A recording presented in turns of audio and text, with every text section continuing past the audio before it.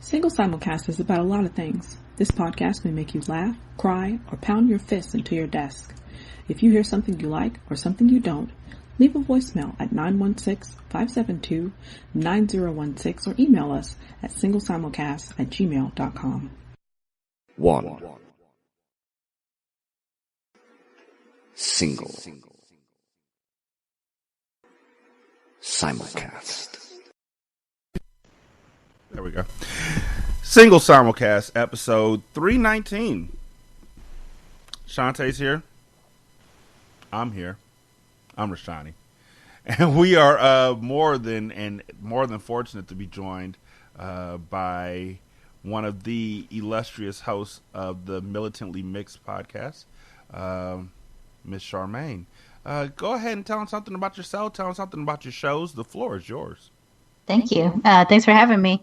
Well, I do a couple of shows. I have Militantly Mixed, which is my own personal baby, I guess, and it stems from me being mixed race, Black, Japanese, and up until recently thought Black, Japanese, Irish, English, German, Black, Seminole, Native American, Spanish, and Creole.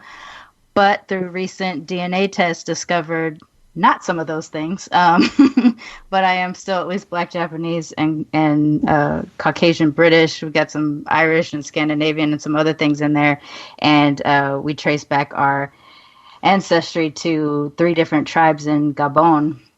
And so so for me, my mixed race identity has always been something that I talk about on a regular basis. It's constantly a part of my life because I grew up mostly in Black environments, family, culture, things like that, but present sort of ambiguously Asian or Latinx looking.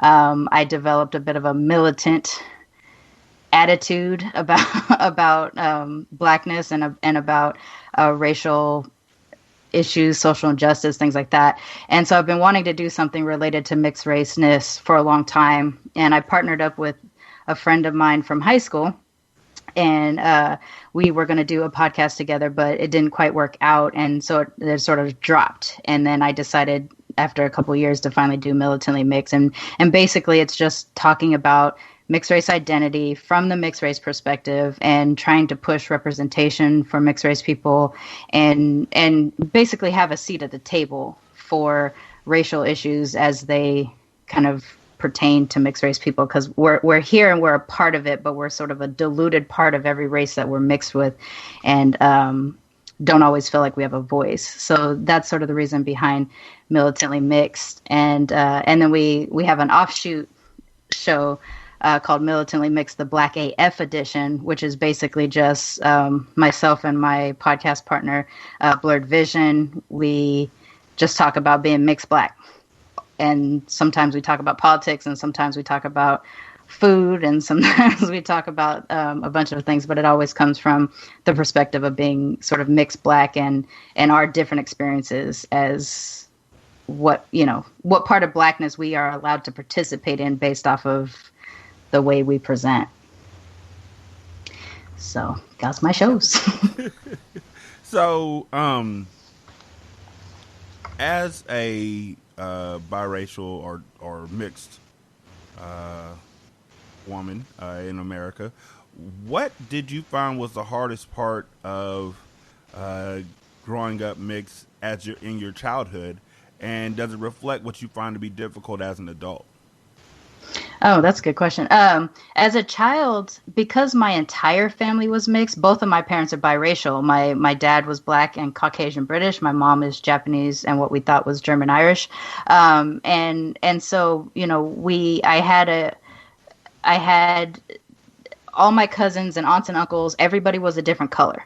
So, and we lived together on and off. We kind of communally lived in different, aunts and uncles and things like that here and there.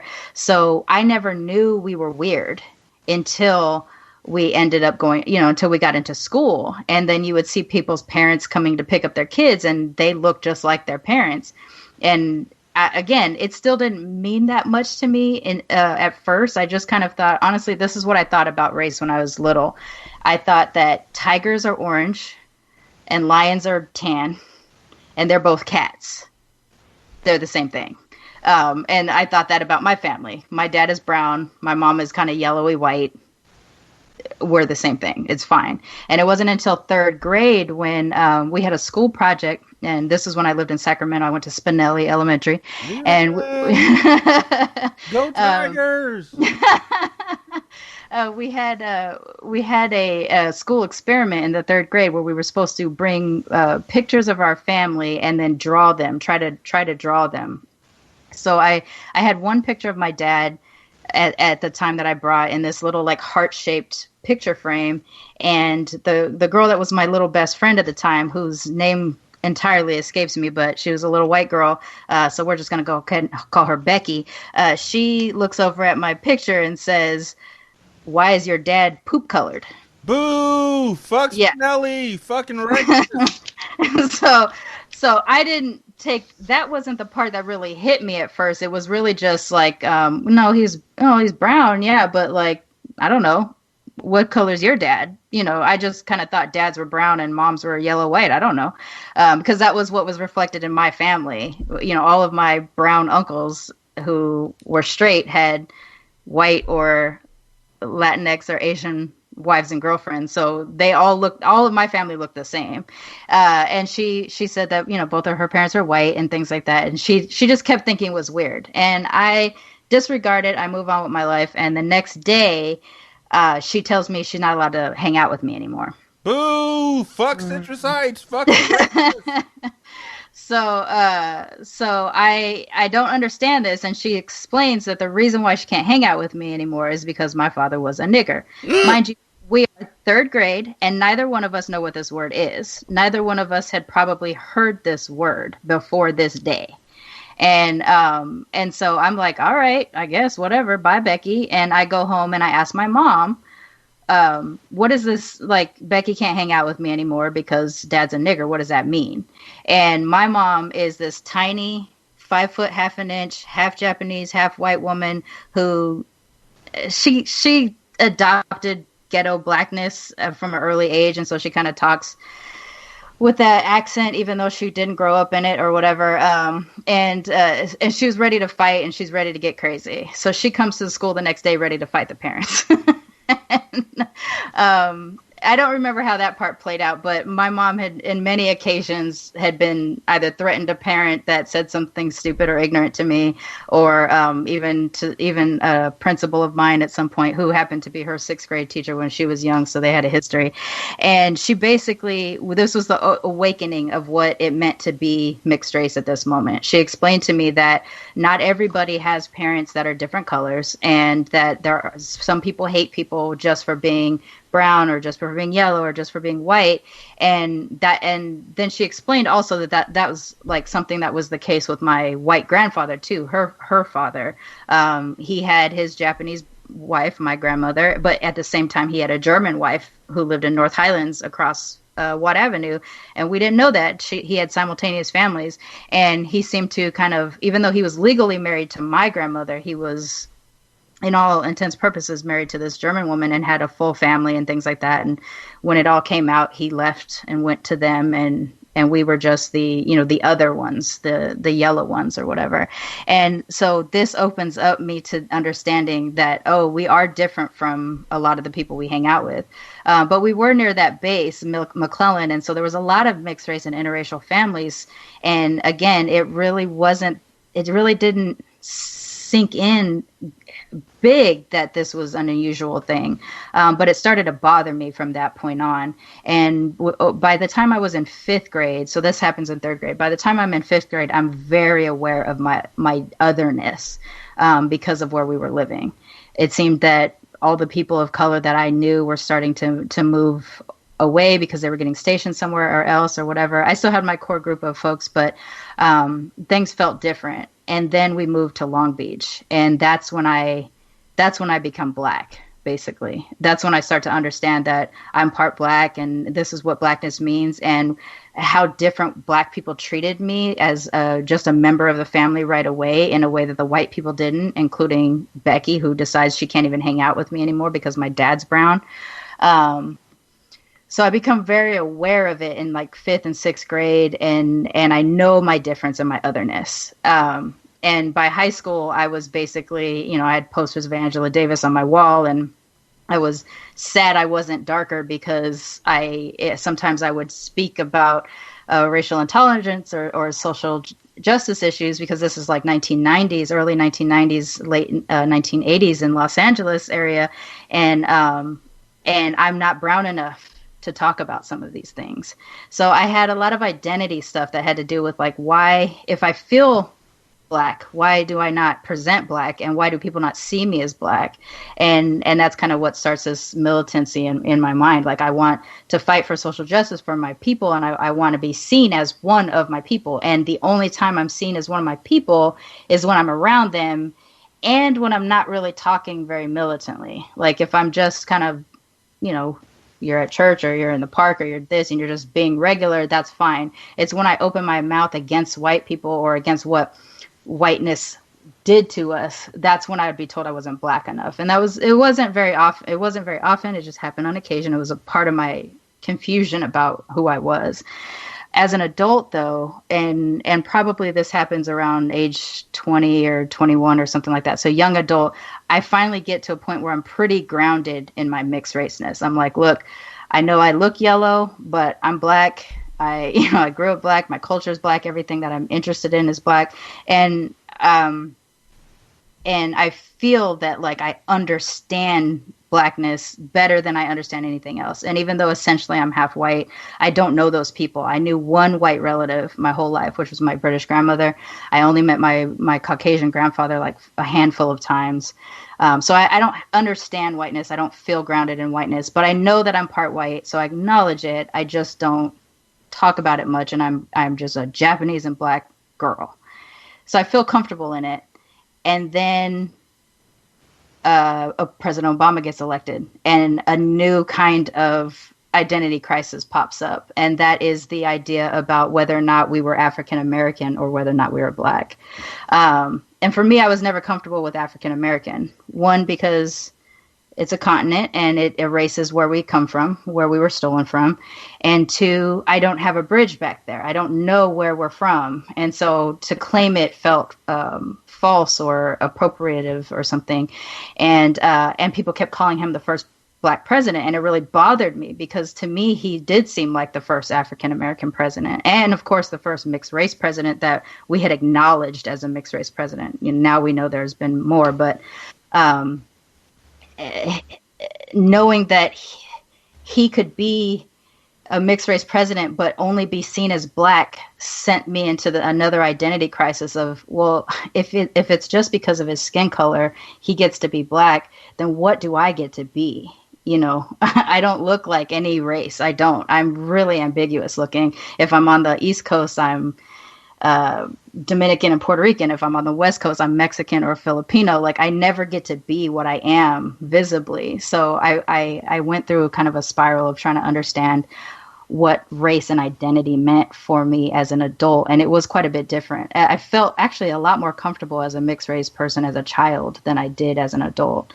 But searching and researching and looking at things and interacting with people, I get grounded again in my mixed race identity. And I understand that, mixed raceness is more about culture that you're brought up in. It does have to do with your identity. It's a combination of mixed identity. Mixed ethnicity and what cultures you were brought up in. With me, in my grandmother's house, I was Japanese, and in the world, I was Black. So I am Black and Japanese. That is my culture. That's both. It is also my ethnicity, but primarily it is my culture, and therefore my identity is very solid in those things. How it affects me now as an adult compared to how it affects me as a child is definitely a lot different. But in the common theme throughout my life, my mixed life, was I was always happy I was this way, because my monoracial friends seemed boring. They didn't get to have like Japanese New Year and Christmas in July. They didn't get to have, the stereotypes that we love about ourselves, the ones that we make jokes about, that we don't want other people on the outside making jokes about, like CP time. We love being late on the Black side, but we don't want white people to tell us that we're late all the time. Well, I'm also Japanese. They love being early. So I have this joke about I'm Japanese and black, so I'm either 15 minutes early or a half an hour late. But I don't like other people to call me on that. Like if I'm too early or if I'm too late, that's my thing. That's not anybody who's not Japanese or black can say anything about it. So I think in terms of mixedness, it's a question of finding the moment where you enjoy that you're different, or enjoy that you are all of these things, that you have all these cultures that you get to pull from, and ignoring the fact that sometimes people are racist to you. And that's really kind of the only thing that's been common throughout my childhood to adulthood in terms of my mixedness, is that I always loved being mixed. How I deal with different things like racism or pride, racial pride, as an adult versus how I did as a child has changed quite a bit, but our political climate changes us all the time. So yeah, I think that's probably the best way I can explain it. Hopefully I answered your question. Yeah, you got it. I'm like, do I have any follow-ups? No, I think you covered. I think you got it. I think you did that. I mean, I literally only talk about being mixed all the time. Like it's almost the only topic I talk about. So you have to shut me up or I'll keep going. So you're like surface, or is it? No, you're like the deal. I'm sorry, you're the deal. Yeah, you only talk about being mixed on 2 occasions. That's day and night. Right. Yeah. Okay. I was gonna be you're going with that one, but yeah, that's true. Just checking. Well, it's dope that you're here. I really do appreciate it. I'm quite sure that that little girl that the Becky that you dealt with in 3rd grade is still working somewhere at Denios out in Roseville. So don't worry about it. As soon as you said that, I could hear the song in my head. See, that's how it works here. Every time I close my eyes, I think about my skin color, and no matter how the season is, I still think about my skin color with all my heart. Yeah. I talk about being hierarchical in sort of my identity thing, and this tends to be problematic for some people who don't talk about being mixed as often as I do. At least on my show, when I say I'm hierarchical about it, they're like, "What? What does that mean? Shouldn't you love everything?" I'm black first. I know I don't look black, except for the black people. They can usually tell from looking at me, but I'm black first because my experience and my culture, they're the people that I identify with the most. They're the people I love the most. They're the people who have, at times in my life, loved me the most. And so I'm black first. I'm more immersed in blackness. And then Japaneseness, but only kind of in private, because I could only really be Japanese at home. In public, I wasn't allowed, there was a lot of problems with me being mixed race to my Japanese side of the family. It was already bad enough that my grandmother had kids with white people, but then, with a white guy, but then her kids had kids with a black guy. Like, Japanese don't like to mix. And so in public, I wasn't even allowed to be my grandmother's granddaughter. Oh, wow. If we saw people she knew that were part of the Japanese community, we were some kids of a friend that was hanging out or something like that. And then, yeah. And then with my Japanese extended family, they didn't know we were black, and they didn't understand why we were so brown during the summer. Like during the summers, we'd go to visit our family in Hawaii for like a month or something, and we'd be really dark by the end of that month. And they'd like, well, what is their dad? And we would always say, American. And whatever that meant to them, we let them think of whatever that meant to them, because we were told from a very young age not to talk about being black, or that our dad was black. Don't show any pictures of my dad, because we would be disowned. And that's a big part of Japanese culture. Like, you can get disowned for stepping outside or dishonoring the family or whatever. When you're raised in it, you don't think it's weird, but I know when I talk to other people, they're like, oh, fuck that. But it's how the culture is. And yeah, we couldn't tell anybody. So years and years later, as an adult, when I do finally start telling my cousins, they're like, we got to know, why don't you guys say what your dad is? And we're like, well, he's black, we're black. They were so stunned that we were able to keep it secret for so long, but that it was such a big deal, because they grew up in the same time period as I grew up. And so for them, it's not a big deal, but our older generation was really surprised by it. They don't like to talk about it. My grandmother has only asked me 2 questions over 2 occasions over the course of 40 years of what me being black meant, in some way. And so it's tough. They don't have black people there. They don't know how to deal with it. And the only blackness they ever see is poor representation of black folks in the media. So they don't have a good example, and therefore we're not allowed to be black there. That actually was harder to deal with as an adult than as a child. I didn't know it was weird until I was an adult that we had to keep it a secret. And now, because of that, I don't keep anything a secret. Now, being in a situation where you had to keep it a secret, like, how did your dad deal with that? I mean, I know that. I mean, that has to be just a very difficult situation where it's like, I love your mom with all my heart, but at the same time, I can't come around. You know, I can't come around your other side of the family because of racism. Like, was it ever really called out like a spade is a spade like this? Or was it always like with my daughter, her mom is white, and so she will sometimes mask the behavior of my daughter's great grandparents on that side by saying, well, they're from the old ways, you know, they're from the old time, they're from the old. Yeah, I hate that. Which, yeah, I've always hated that phrase. And it's like, well, the old school kept me and my daughter off of your grandfather's porch until the day he was about to die, and then all of a sudden get into heaven. But how did, like, for myself, it was so frustrating to me that it actually caused like an issue within our relationship, because I was like, your grandparents don't want to acknowledge our daughter unless you say that she's something that she's not.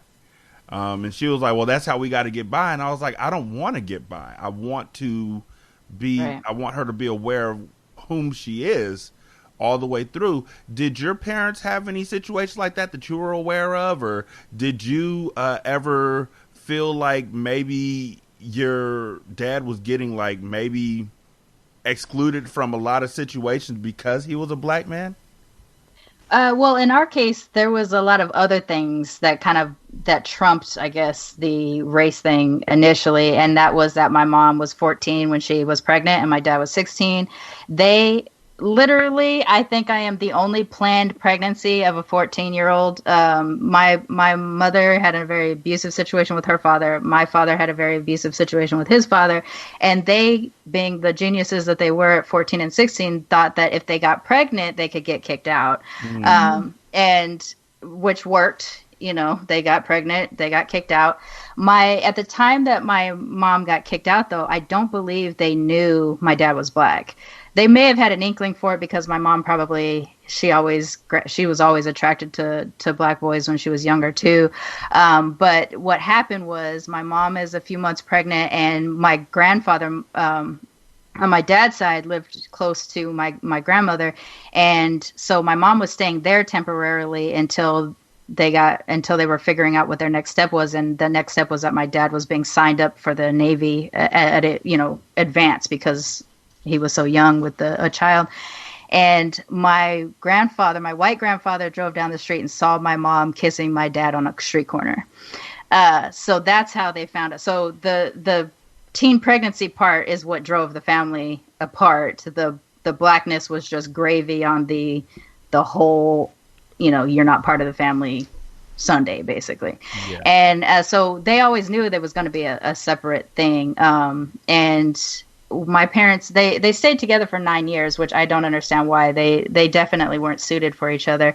And my full brother and I are 5 years apart in age. So that's a weird thing too. But they were already divided because of the age thing and the fact that my mom was a teen mom. The only reason why we ended up back in the family on the Japanese side was because my younger aunt, my mom's youngest sister, was only like 13 when I was born, and she wanted to see me. And so my grandmother had to drive her. And when my grandmother saw me and saw that I wasn't brown, and I was super cute as a baby, like cuteness changes families sometimes, I guess. And so what happened is, like, they put a hat on me. My grandma thought I was so adorable. Plus I wasn't brown. My mom got herself back in the family, and it was touch and go. There was always like, we would go live with my dad in Texas while he was in the Navy, and then they would get in a fight and break up and would go back to my grandmother. So my grandmother had more reasons to dislike my father than just the fact that he was black. It was, they had this tumultuous relationship and they were teenagers and all this other kind of drama. So it was never really going to be a question that we were going to be one big happy family in terms of both sides of my family. But my dad definitely dealt with the racism and both his relationship with my mom and the relationship he had after with his wife and his other children that he had after us. It was in that case, the father-in-law was like, I can have a black best friend, but my daughter can't marry a black man type of thing. So their marriage was delayed for a while they figured out how she was still going to be able to marry this man that she was in love with and stay with her, stay within her family. I guess after a while they had like a tentative, it's okay to, we'll be nice and cordial, but really we're not happy about it. And I think it also helped that the other kids that he had didn't present black either.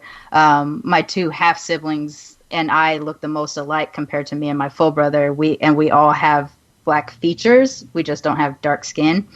And so I think in both sides of the family, it was just a thing about other things got in the way, but race was certainly a part of it. Even if you got past the other stuff, the race was going to prevent them from being a part, and they knew it from the jump. So I don't know how much pain it may have caused, but it was already known. It wasn't, we were never going to be surprised by a let's have a family gathering type of thing. That was never going to happen. Mm.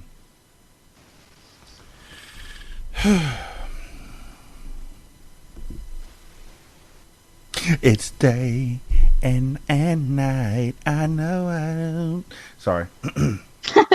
I guess too, like when you grow up with this kind of stuff where you're already sort of learning from a young age to keep things quiet and to you're just prepared for separation. Like I was always surprised when I found out that people knew both sides of their family. Like when friends were like, oh, this is my grandpa from this side and that's my grandma, like when they could see both of their grandparents in the same space, that baffled me because that was never going to be a thing for me. So I didn't know other families had this. And when you're growing up like that, you don't know it's weird until you meet people that don't do it. I feel that. Yeah.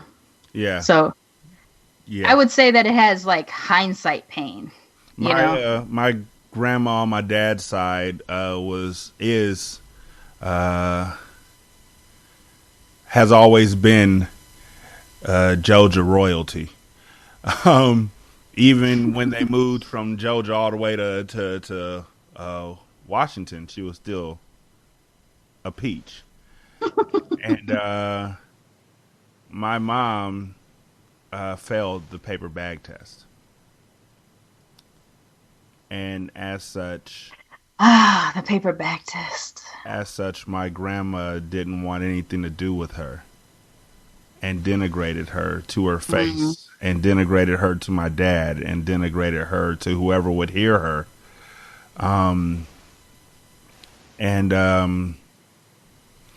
So we never had all the grandparents in the same place at the same time because my grandmother... quite simply didn't want to be anywhere that my mom was. Their relationship was caustic, I think. On the soft end. yeah, on the soft end of steel wool. That was their relationship, dipped in acid. They still don't talk. My mom and dad haven't been together for a long time, and my mom said her first words to my grandma in about 17 years. This past June, I think, when we went up for my cousin's college graduation, my grandma was there because it was on my dad's side. My grandma was there, and so they spoke literally 4 words. And it's weird to see two people that you, at the very least, admire. You're not obligated to love somebody who treats somebody that you love so much so badly. I think that kids need to know that. Like, you don't have to give somebody some sugar if they're treating somebody that you love like trash. You don't have to do that. Right. We need to stop forcing kids to do that just because they're older than you, because that ends up being where they feel like nobody's listening to their protests or what they actually want. But my grandmother,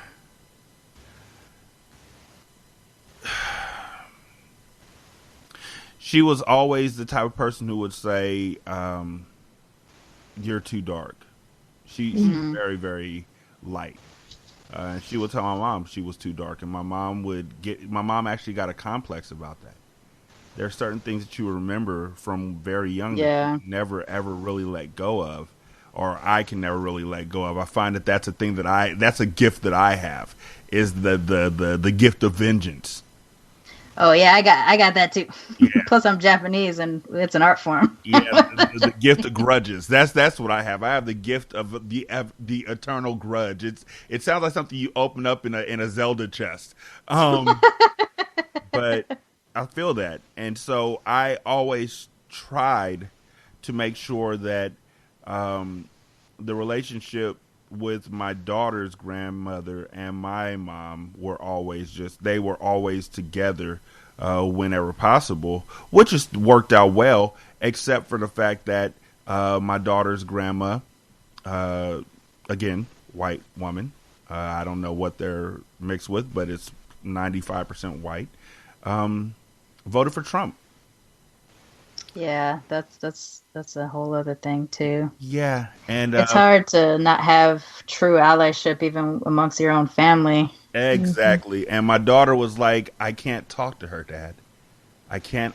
I keep trying to ask her, why would you do this why would you vote for somebody who you know is so openly against myself, my dad's side of the family? Why would you do that? And she said, I mean, even as a woman, obviously, he's against them as well. She started 53%. She didn't see that at all. No, of course not. And the reason that she gave was, I'm a Republican. I have to vote on party lines. So, yeah, no. When my daughter spoke with other parts of her family on that side about it, they got very upset with my daughter for questioning why her grandma would vote for Trump. And that's when the divide started, because my daughter has always, even from a very young age, she would tell her cousins, nah, I'm black. I'm black. He's black. He's black. He's black. We're all black. You got any more questions? This one, she was like 3. I'm black. Her hair was curly. She was sitting on the block at my granny's house, surrounded by my cousins, eating a lollipop or eating a popsicle. We have pictures. She's in diaper and flip-flops, eating a popsicle, surrounded by 5 black boys bigger than her, and she's turned around and pointing to each of them, putting her finger directly in her chest. You're black, you're black, you're black, you're black, you're black, and I'm black. And it's been that way. And so when she finally realized that all her kin folks ain't down for all her skin folks, it broke her heart. Yeah. So that's why I always wonder how, like it being in a situation where both my parents are black, even though they weren't able to stick together because of the military abuse, and just my dad's a fucking ass sometimes. We had the comfort of everybody being black, even though my grandma pulled the paper bag out. But dealing with it where one side is one race and then the other side is completely opposite, like literally the direct opponent to what you are. For my daughter, she doesn't shy away from talking about it, but it's like a war every time she goes back to her mom's house. She said that her mom would say stuff that before she wouldn't even think about, and now she just looks at her mom and she's like, why would you say something like that? She's 16 now, and it's like, I mean, that's real. Here's the thing that people need to hear, and this drives me nuts in terms of when it's a white mix inside the mixed raceness, is that just because the white person had a child with a person of color does not make that white person not racist. I'm not here claiming that all white people are racist, but I have a white grandfather who went to Japan stationed there during the war and brought him back a yellow wife. He put her in American domestic classes so that she could learn how to be an American wife. He basically married his help and had her in his house and treated her as such their whole marriage. Meanwhile, he had his Aryan wife down the road that he seemed to honor and lift up more, even though she wasn't a legal wife because he had married my grandmother in Japan or whatever. But, you know, he married the help basically and treated her as such. His best friends all married, you know, sisters of my grandmother and things like that too. And same type of mentality. The Japanese war bride era was about bringing these yellow brides, and that's what they called them, yellow brides, here to America and making them American wives. Even though it's my black grandfather that married an English woman in England, she collected gollywogs and other like Jim Crow era black memorabilia that she had around her house. So even after her and my grandfather split, she was always like, these black boys are my children. Like, she was always for her sons and her daughter. But she did prefer that the ones that were lighter, she did say, like, you know, the lighter is better and all that kind of stuff. So we're dealing with colorism out the yang in that case. But you're the one who ends up having a baby with a dark skinned black man, and then you're complaining that your kid's complexion is a little dark. But we have to walk around and go to the kitchen and pull cookies out of a Aunt Jemima style blackface cookie jar, or walk down the pantry and see a gollywog hanging from this bag thing or whatever. You remember how in the 80s they had those crocheted like things where you could put like plants or fruit in it? Do you remember those things? Mm-hmm. Anyways, gollywogs hanging from those type of things. And I remember being young and thinking, this is weird, but not knowing why my stomach turned when I saw these dolls, you know, because it was the inside this white woman's house, basically. And even though she was my grandmother, there was something, she would let us know that we were different. You know, even though they were her children and she's my grandmother, she would let us know that we were different. So white people who do mix with people of color, for whatever reasons, attraction, they still view themselves as the standard, and the person of color is still the other, and their children is an extension of that otherness. And they don't even think about some of the stuff that they say on occasion. They sometimes don't realize it, but that you have to call them out on their stuff, because you're talking about, like in your daughter's case, if they're voting for asterisk 45, they are telling her that her life isn't as valuable as their politics. Mm-hmm. And I don't have room for that in my life. I mean, we have a divide right now with my in-laws, who are Oklahoma white folks and Trump supporters and stuff like that. I said his name. I don't normally say his name. But, you know, and there's this thing. It's like, okay, well, you're voting against your own interests. You know, he doesn't care about women's rights. Well, you know, they're getting older, so they don't really get affected by women's rights. Okay, well, you've got mixed race grandchildren, and they're voting against their rights. But really, are they? You know, like, there's just all this stuff. It's more important that they go down party lines than about actually paying attention to the values and stuff like that. And if you're going to stare your POC grandchildren, POC children, whatever, in the face and say, I'm still going to vote this way, I don't have any space for you anymore. I just don't. It's not healthy for me. It's not safe for me. My body is obviously not safe near you or near your politics. I got to back up. So I'm impressed that your daughter has gotten there at the age that she is. And I'm sure that there's a lot of pain associated with that. And I 100% have been there with her too. But that she's speaking up on it already and she's not letting it slide is impressive. I'm glad she's got that. Well, Go-Go has always been my right hand. So, to put it lightly, she's always, like I said, from the age of 3, she spoke out on what she sees. And we just this past month, she led a protest at Sac High. Nice. Because they weren't hiring black teachers. She is, like I said, she's keenly aware of the issues facing black women, primarily, and black people as a whole. And so I don't think she ever thought, okay, I don't think I should talk about this on this side, because she was able to talk about it on our side. We would sit down and have full on conversations about racism and about persecution and about just whatever came across when she was younger. So as she got older and got to that side of the family again, hey, it works over here. Is it going to work over here? And she learned very quickly something that we all know to be fact, which is that white women don't like to be confronted. And will cry.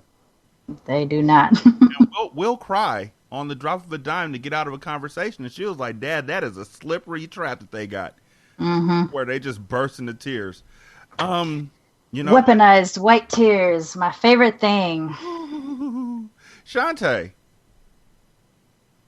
What's up? Yo. What's up? Hey. Insights? I'm just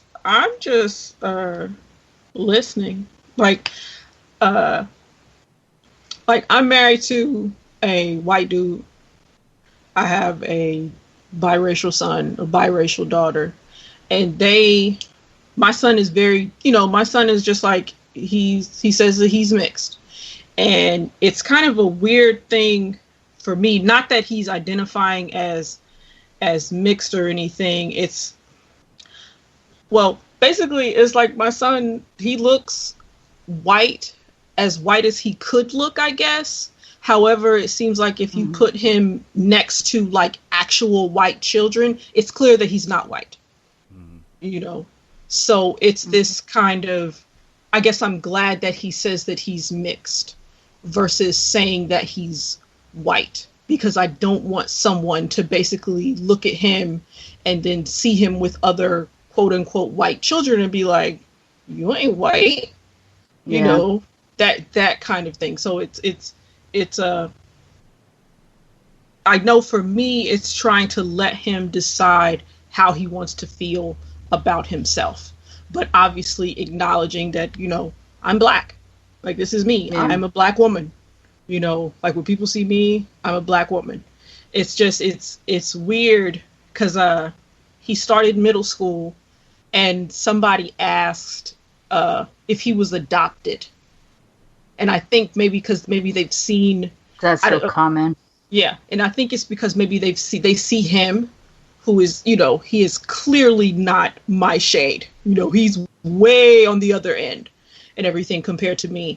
And so I'm wondering if they just think, he's not like obviously depending on how you've grown up and everything, you might totally understand that there's all kinds of different shades that can happen within a family. So if you had that experience, you're not going to say like, oh, well, of course, that's not your parent, versus another child who has only seen a certain type of, shade range. So that means anything else, well, that ain't your kid, So it's, I don't take that personally, but I guess it was just, I wish that hadn't happened, but he's taking it, he was just like, no, I'm not adopted. That's my mom, that kind of thing. Yeah, the mixed kid thing where this is something that comes up on my show a lot too, is that if the mother is the person of color, whatever that is, that translates into you're the nanny usually. And if the mother is white, then she's either adopted these, lucky little brown children and given them a better life or something like that, like it doesn't usually follow for people somehow that it's a white mother from white people on the white side, that they would view the white mother as having produced these brown children. With the flip side, it's usually I had a guest the other day whose mother is Black French, and so her and her daughter would speak French to each other, and then her white friends would say, why are you speaking French to your nanny? Like, why did you even bother learning French for your nanny? And it's this thing, I don't understand if there's just so much lack of diversity in white families that they can't fathom, like you're saying, in Black families we're used to being multiple shades. I mean, the thing about being Black Americans, if we do descend from the transatlantic slave trade, is that, you know, if there's different shades of brown in us, that's because there was white trauma further back, and so sometimes we're not as dark as other members of our families and stuff like that. And so to ignore that we have that trauma by looking at us, and then two, to assume that we're not even family. I mean, that's extremely offensive, but tack it onto a child's brain who hasn't had a chance to even process some of the differences that they are, or ground themselves in whether or not they identify more as one race or the other, or if they're finding a way to balance them. Like, I've gotten to a place in my life where I've gotten to be able to balance them for the most part, but I still identify more on the Black side. And I think a lot of us mixed race kids that look POC tend to go with whatever the people see us as. I don't get that. I don't have that opportunity because of how racially ambiguous I look. My facial features and my skin color and my hair do not match up. They can't figure me out. Whereas, like, I have cousins that are, you know, black and white, and they look light-skinned black, and so they're always black. They get to just be black if they want to be. They don't have to fight for it as much as I do. In the case of the white passing kid, and this is something I'm only just now getting a chance to talk to people on, and I'm really fascinated by what they go through, is that they have to decide if they are allowed, with quotation fingers, to be a person of color because they look white. And there's so much pain that child experiences, and into adulthood, and the people that I've talked to so far that have this situation, where they feel that because of their presentation, they don't want to get in the way or bump somebody's from the seat of the table because they, you know, like bump a darker skinned person off the table because they present whiter. They're so nervous about talking about their mixed race heritage or talking about the other thing, or even even identifying with the POC side more than the white side. And the fact of the matter is, if we're mixed, we're never going to be seen fully as one of our things. I mean, we have to really, really present hardcore, like you said with your son. If they're probably walking down the street, people think he's white unless he's around white kids, and then, oh, there's something different about him.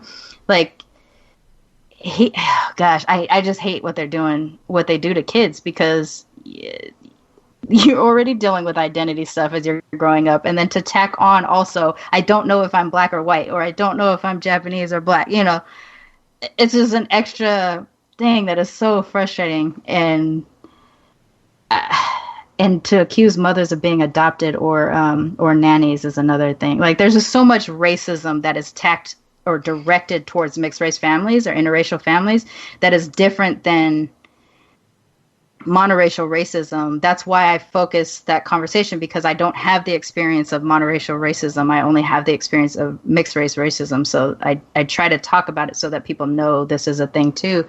And mixed race families have a lot extra stuff that they have to deal with in preparing their kids to be adults.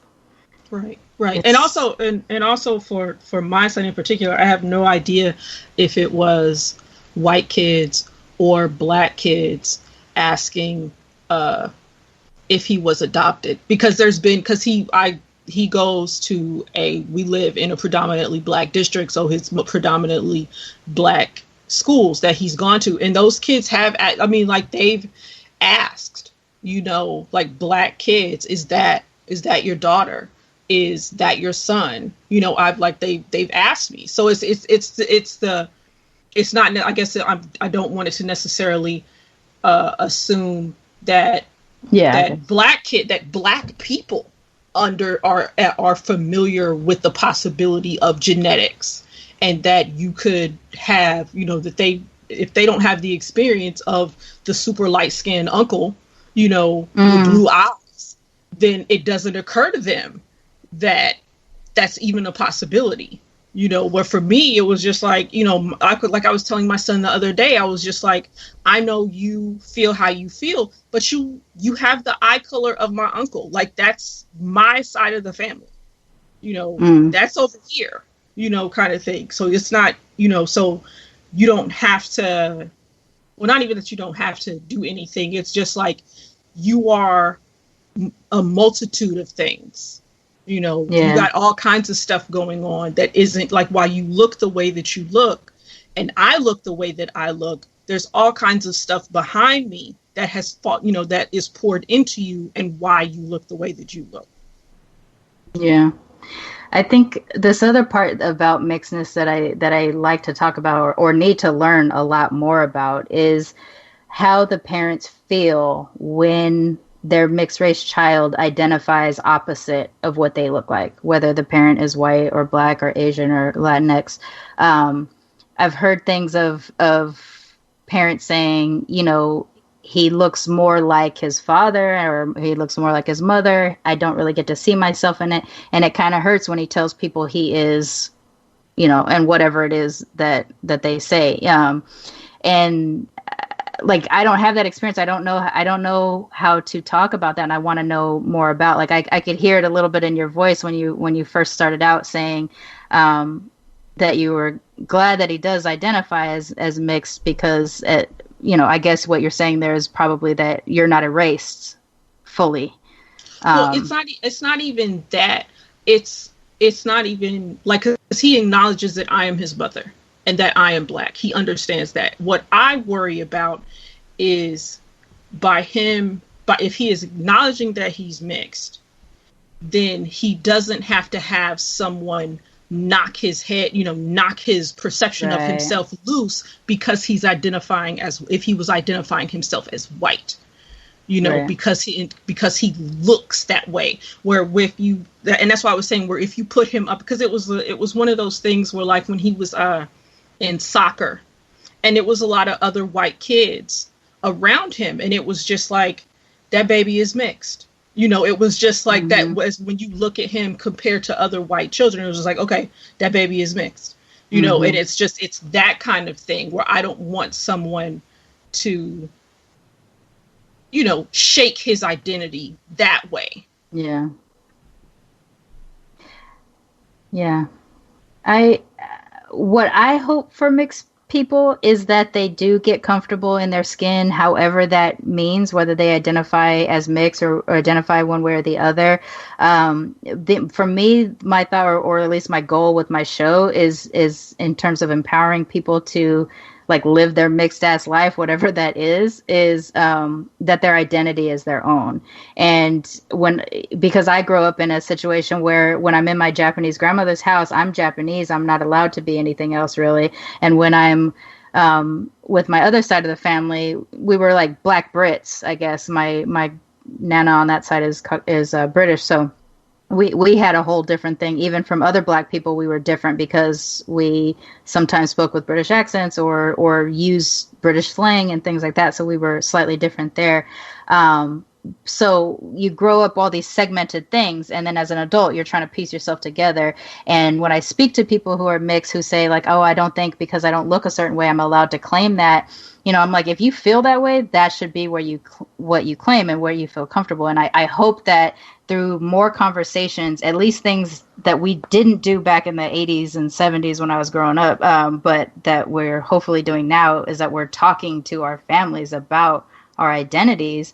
That way it's not so scary when you come out as mixed or come out as whatever. I say come out as mixed because there is a reveal. You know, you may look as one way and identify differently, and you'll have to reveal that at some point and then own it afterwards. And if they get to feel empowered and comfortable in their skin, and they know that their families are, you know, going to be there and participate and contribute to that identity, it'll ground them a lot easier. When I talk to younger people that are still dealing with their crisis, I'm not really too concerned that they won't get there eventually. But when I talk to someone like my age, like recently, who said, I don't even know if I'm allowed to claim mixed because I look white. But she grew up with this Peruvian background and everything like that. I felt bad for her that she did, no one ever allowed her to be who she wanted to be. They decided for her. And I hope we're getting out of that, like in terms of the modern, like 2018, I hope we're getting out of that. But I also hope that children learn too how their parents feel, especially if they're biracial, if they're, biracial kids of an interracial couple, that, there's going to be times when it might hurt their parents that they identify one way or the other, and that they should be at least somewhat sensitive to understand the reasons why that is too. It's just complicated. Like, being mixed is complicated. Like, I don't know what it is. That's why I want to talk about it so much, because I know that my mixed race experience is unique from biracial people. And I know that a white presenting or a black presenting or a Latinx presenting person who has a different race hidden back there is a different experience too. So, like, I want to know all of it. I want to feel all of the different experiences. But at the same time, I prioritize Blackness over everything, just because I feel like that's where it I don't know how to say it. Black people need equality in a way that they have never seen, and no Civil Rights Act or no Emancipation Proclamation it had ever given us. And if that means we have to offset the balance and like, I guess Ruth Bader Ginsburg says it about the Supreme Court, until there are 9 women, the fight for equality isn't over. I feel the same way with Black people. Until Black people can be at every level of every part of American life, we don't have equality. And however people identify, I think they always need to keep in the back of their mind that whatever their POC portion of them should kind of take precedent because of the disadvantages that we have as people of color. It's my own thing, but I hope it's not too hard for other people, but I just feel like that's my way of being mixed, I guess. Indeed. We'll be right back. This single simulcast. This is Ray, aka Black Show Bob, and you're listening to Single Simulcast. You're listening to Single Simulcast with Rashani and my mom, Shante Fabulous.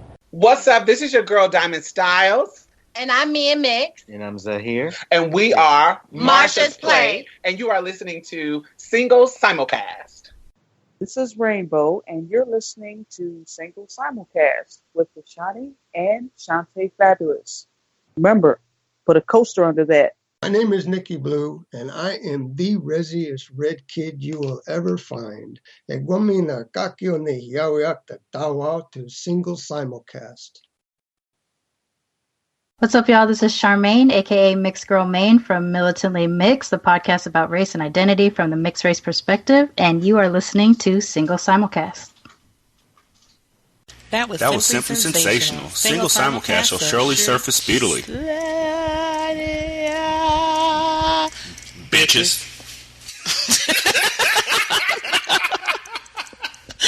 Hi, this is your man Jeremy from the Crown and Collars podcast, and you are listening to Single Simulcast with my man Rashani and Shante Fabulous, your favorite podcaster's favorite podcaster. And I'm your favorite podcaster, so that should be your favorite podcaster, because I'm your fave, and your fave's fave. Check them out on Single Simulcast. And check out Crown and Collars, found wherever you can find great podcasts and the CSPN network. Hello, this is Stephanie from the Mocha Minutes podcast. If you can hear my voice, that means you're tuning in to 2 of my faves, Rayshani and Shante Fabulous of the Single Simulcast. Congrats! You made a really good choice today. You want to make another good choice? Check me out on the Mocha Minutes podcast. You won't be disappointed. If you're tuning in to the Single Simulcast, you're going to love the Mocha Minutes podcast too.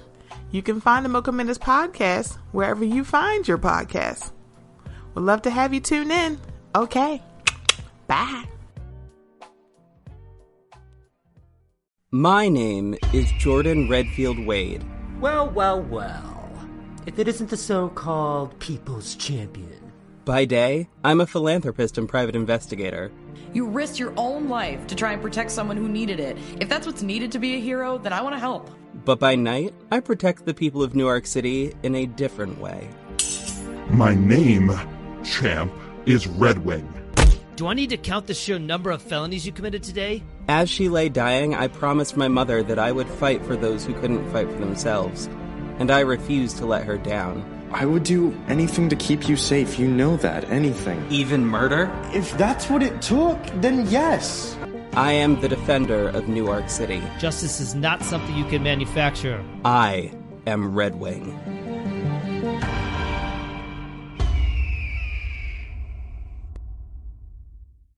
Hey everybody, this is Wormhole Matt with the Planet Wormhole Podcast. Please follow me and my wife Rachel at Get Off My Planet. We are going to be talking about a lot of great stuff on Planet Wormhole, so please check us out.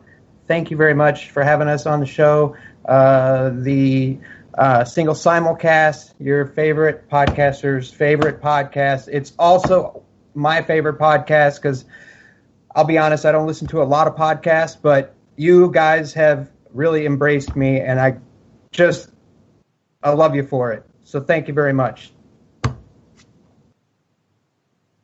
Like makeup? Interested in mental health? Check out lithiumtolashes.com, where I talk about my own everyday struggles with mental health and beat my face from time to time. This is Single Simulcast. Hi, this is Deshaun, a.k.a. Big Boy 1077 from Spit That Ish Podcast. It's a sports podcast on iTunes, Google Play, SoundCloud, and that's about it. We've been doing it for 5 weeks now. It's pretty awesome. I have a co-host named Justin. We talk about everything current in sports. And thanks to Rashani, and this is Single Simulcast. We got tons of lawsuits, but did you see the loop-de-loop? At Action Park, come get a beer. You might get hurt if you're a pussy. If you're a pussy. But come on, man, we gotta loop-de-loop. Don't be a pussy. There's a freaking loop-de-loop.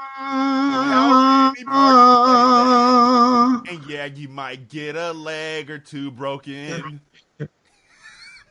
But really, guys, what come on out. We got a loop-de-loop. Why are you acting so scared? Oh my god. There's a loop-de-loop.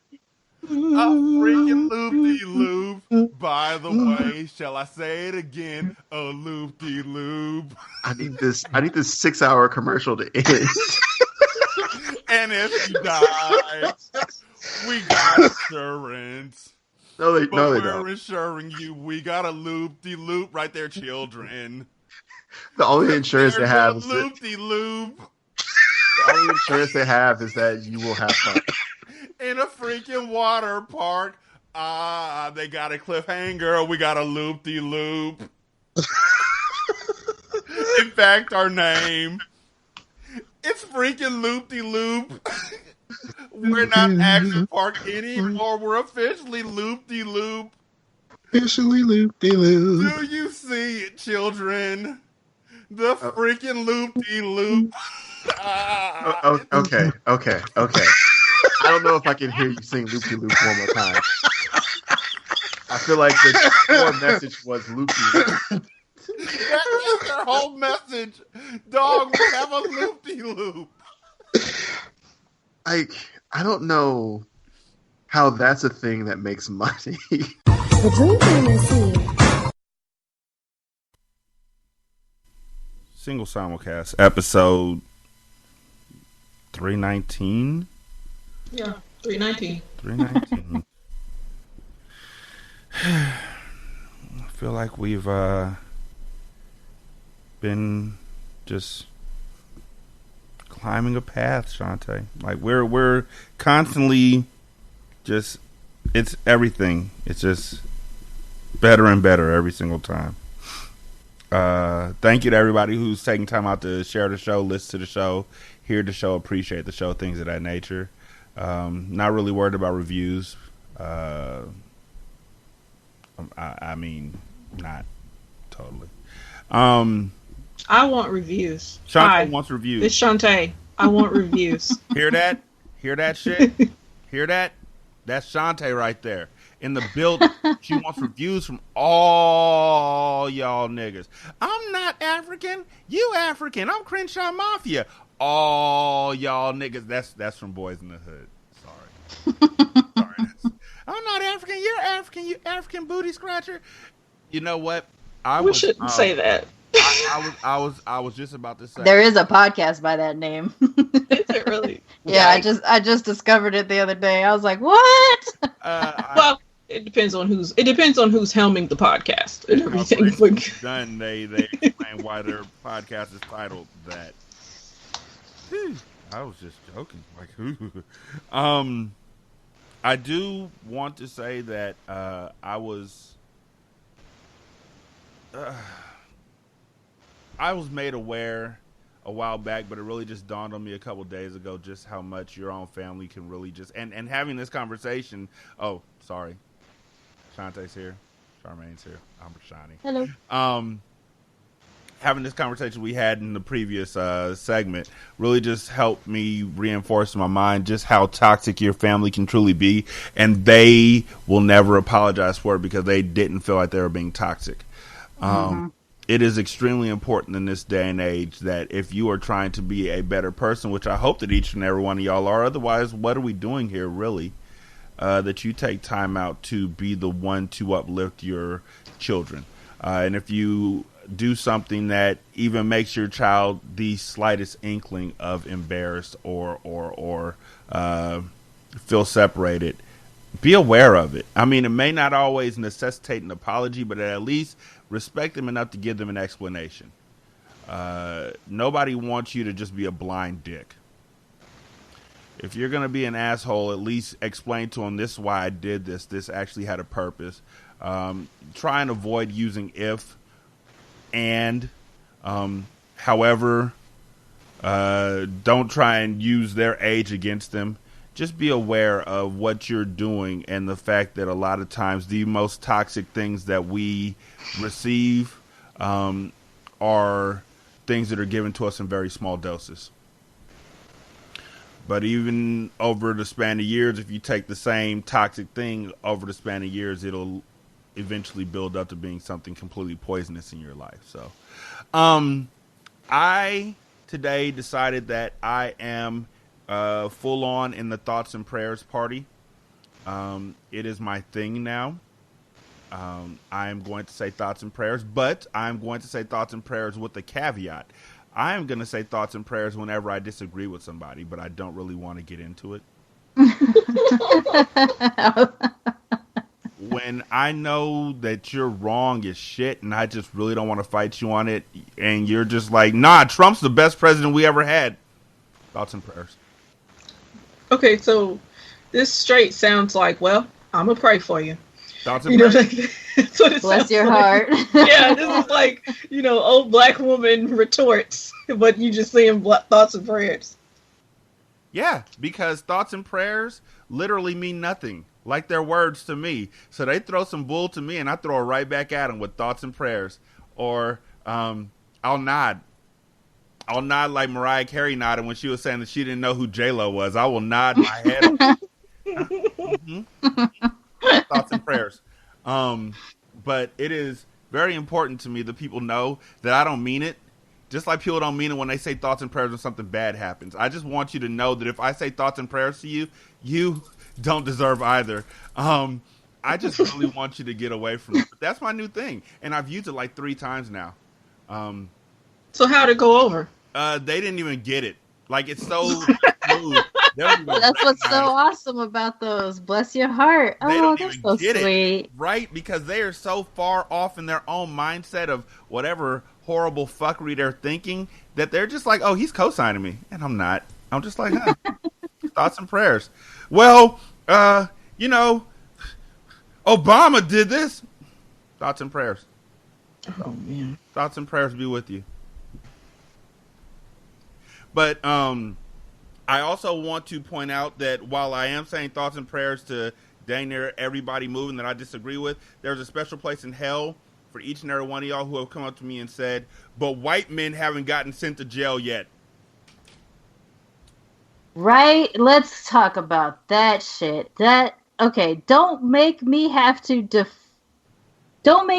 defend Bill Cosby, what he was convicted of, by saying, but white guys haven't been, like, they all need to be there. Yeah. Gosh. I didn't want to go too deep into it, but niggas, white folks haven't even come to me with this shit yet. They know better.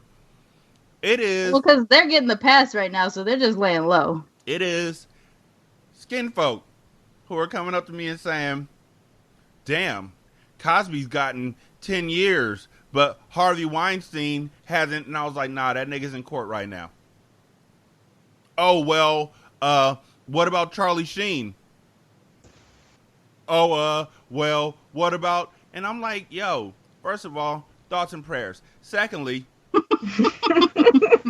It does got a nice ring to it. The fact that y'all are bringing up all these white men who are horrible assaults, horrible sexual... they're fucking rapists. You shouldn't have to sugarcoat that. If you're a rapist, it should be stamped on your fucking passport. It should be on your driver's license. Instead of organ donor, it should say rapist. Just so you can't run from that shit. Just so you can't hide it. Like the folks in Inglourious Bastards who were trying to like cover up. Right. They were trying to make sure people didn't know that they were a Nazi. So them niggas was cutting swastikas into their forehead so they can never take it off. I vote for that. Yeah.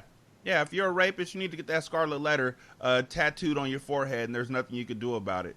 But to all y'all who keep coming up in the mentions, in the posts, talking about how this is a miscarriage of justice, about how Bill Cosby didn't deserve any of this. First of all, he deserved more. Right. 3 to 10 years ain't that long, people. He's going to get, like, parole. He'll get 3 soft years in celebrity jail, not prison, really, and then he'll be out, and if he doesn't die or whatever, get old and sick, then he'll be fine. Oh, I hope he dies. Mm-hmm. I hope. So here's where my Japanese vengeance comes from. I hope he finds out he's getting out early. And then he dies. And then he dies. And that goes for all of them. All of them. Like, let's say someone decides we're not going to prosecute Harvey Weinstein, and he's like, I'm free. Heart attack. Dead. Gone. Boom. Let's do it. Let's cross them all off. And it's not... One thing that always gets me is when folks say, so-and-so's still out there. Harvey Weinstein or the fucker who made that who fled and Roman Polanski. He just got a movie too. Yeah, he just got a movie. I just saw that a few minutes ago. What the hell? Yeah. It's called J'accuse too. Like, I accuse you. Mm-hmm. Like, you got. I need to know what the subject of this movie is, because if it's anything Me Too related, I don't think it is. Like, I can't exactly remember exactly what it said, but I was looking too. I was like, what the fuck? And it was, but I don't think that's what the premise said it had anything to do with. It seemed like it was just something else, some other type of subject matter or whatever, but it was still just like, what? Why you name it? Why is it named that? You know, but yeah. Niggas is so quick to talk about white folks. R. Kelly's still floating around, people.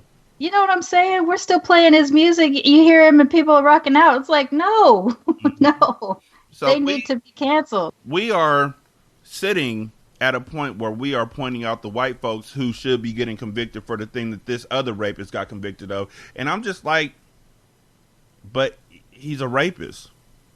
He's a rapist. Whether they lock him up now and lock them up later or lock them up all together, they locked up a rapist. Like, why are you mad about this? Oh, no, I'm not It's a win. I'm not mad. It's just, I'm not mad at all that, because, you know, he assaulted those women. He did that. I'm just, you know, he's got so much, he's Cosby. Like, he has so much power. He didn't have to.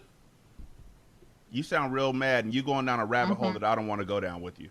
And you know, I saw a tweet the other day that someone said, for every white rapist they let go or they let slide, they need to free 5 black rapists. This is a tweet I saw. How about all the rapists stay in prison, go to prison, whatever? How about all of that? And that's not the equity we're looking for. We're looking for the ability to vote without our votes being canceled. We're looking for the ability to pay our mortgages and not have gentrification move us out of our neighborhoods. We're looking for being able to walk down the street without being accosted by the police. We're looking to be able to drive without being killed by the police. We're looking for that kind of equity. We are not looking for our actual criminals to be released because they haven't put a white criminal of the same crime away. That was the bullshit. That was the one that pushed me over the edge. Was some person who was black. Again, because white folks ain't doing this shit. And if they're doing it in special secret groups that I can't see. Secret white people meetings. Two things. White people, because you're not off the hook. First of all, white folks, y'all ain't said jack shit. Whenever somebody black dies, whenever something bad black happens to black people, y'all get real fucking quiet. Real fucking quiet. But as soon as something happens to a white person or to a white woman, to be more specific, all of a sudden here come the pussy hats. I just want to point that out real quick. Second thing is, if one of y'all can let me know these secret groups, like on Facebook, where the white people are in there talking, like being open and honest and shit, and just let me in, I will appreciate it. Like just slide a nigga on in and just tell me to change my profile to white. Just change the picture to white real quick. I will sneak in there and be like the brother on Blades and Saddles. Hey, where are the white women at? And I will take note of every racist thing that happens, and I'll report the shit. What I'm saying right now is not making y'all want to let me in, is it? Anyhow, the second thing that I ran into that just infuriated me, and Sharmane, you reminded me of it with that tweet, was a person of color who took the time out to think that the most poignant thing that they could post up yesterday was a picture of Brock fucking Turner and Bill Cosby, and say Brock Turner only got 3 years for raping a unconscious woman. Bill Cosby got 10 years, and this person of color stood behind that and was fighting tooth and nail, and this was absolutely horrifying to me. That's garbage. That is a garbage person. First of all, Brock Turner only got sentenced to 6 months and was released for 3 because of his little 20 minutes of action that wasn't supposed to ruin his stupid swimmer life. But to want to release any rapist, because a white rapist got less is fucking ridiculous. Like, just people, seriously, get your life together. I can't with people. And it's literally the cross that they bear. This is where they are willing to just. This is the hill I die on. Bill Cosby. Folks are still calling him America's dad. Like, nigga, stop that. Like, first things first. Rest in peace, Uncle Phil. For real. I feel badly for those of y'all who didn't have a dad in your life. I'm not going to put anything else behind that. I'm not going to make a joke out of that. This nigga ain't it. I mean, this nigga hated this. I mean, there's speeches where this dude is denigrating black people for the way that they dress, the way the names that they give their children, and the religion that they might have, and all this different. It would make sense to have all this heart eyes or whatever for him if he wasn't the type of person that he was, especially after he's obviously, after Bill Cosby show is over and he's doing, the pound cake speech and just all this stuff. It's like people kept trying to, people keep saying like, he hated y'all niggas. Like all these dudes who are going up for him, he hated y'all. Right. Hated y'all. He had nothing. I mean, he probably wouldn't piss on you if you were on fire. R. Kelly would. That was wrong. No, It it was wasn't. low It's hanging fine. fruit, and it was wrong. It was and I fine. apologize. No, the fuck it was not. That was absolutely wrong, and I am ashamed of myself. That's not even. I'm not that's even fine. laughing about that. That popped out of nowhere. But it's true about Cosby. He's been anti-black for a long time. Look, he's been black elite and not just black elite, like on his own since like the late 50s, early 60s. He didn't have any buddies, really. You know, they weren't letting that many people through the door back then. It was him. So he's had that mentality forever. It was him and Sidney Poitier, and that was it. To the hard way, niggas. Bootstraps, bitches. Like, that was his whole mindset. It was him and Sidney and, like, people, can we really, this is Rashani. Email me if you wanna. I don't give a flying fuck. Can I, just for 1 second, Shantae, just for 1 second, can I just be a little bit more than I usually am in regards to Bill Cosby? Can I? Please, just for 1 second. The nigga ain't shit. Look, his movie career is fucking horrible. Okay? He did one good comedy routine, and he wrote a TV show that struck us in the 80s because wasn't shit else popping.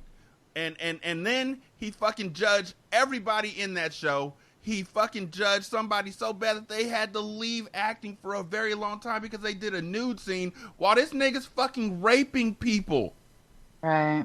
Let's be real about this. He's a fucking hypocrite. And y'all are acting like what he said is gospel truth that he wrote. The shit that he wrote. The shit that he had time to sit down and write. Do you know what that is? That's lies. You know why I know that? Because when my kids walk into a room and come back 10 minutes later with an explanation, I don't believe jack shit they say. Bill Cosby wrote shit for y'all to suck up for like 10 years or however long that fucking show was on the air. He doesn't like you. He doesn't respect you. He doesn't want to be around you. He hopes you fucking die. And y'all are like, this is my dad. Well, I'm sorry you had a shitty relationship with your television dad. I'm so sorry that you're chasing fake love. But that nigga still owes me $7 for Leonard 6, motherfuckers. And so he can kiss my whole ass. My asshole.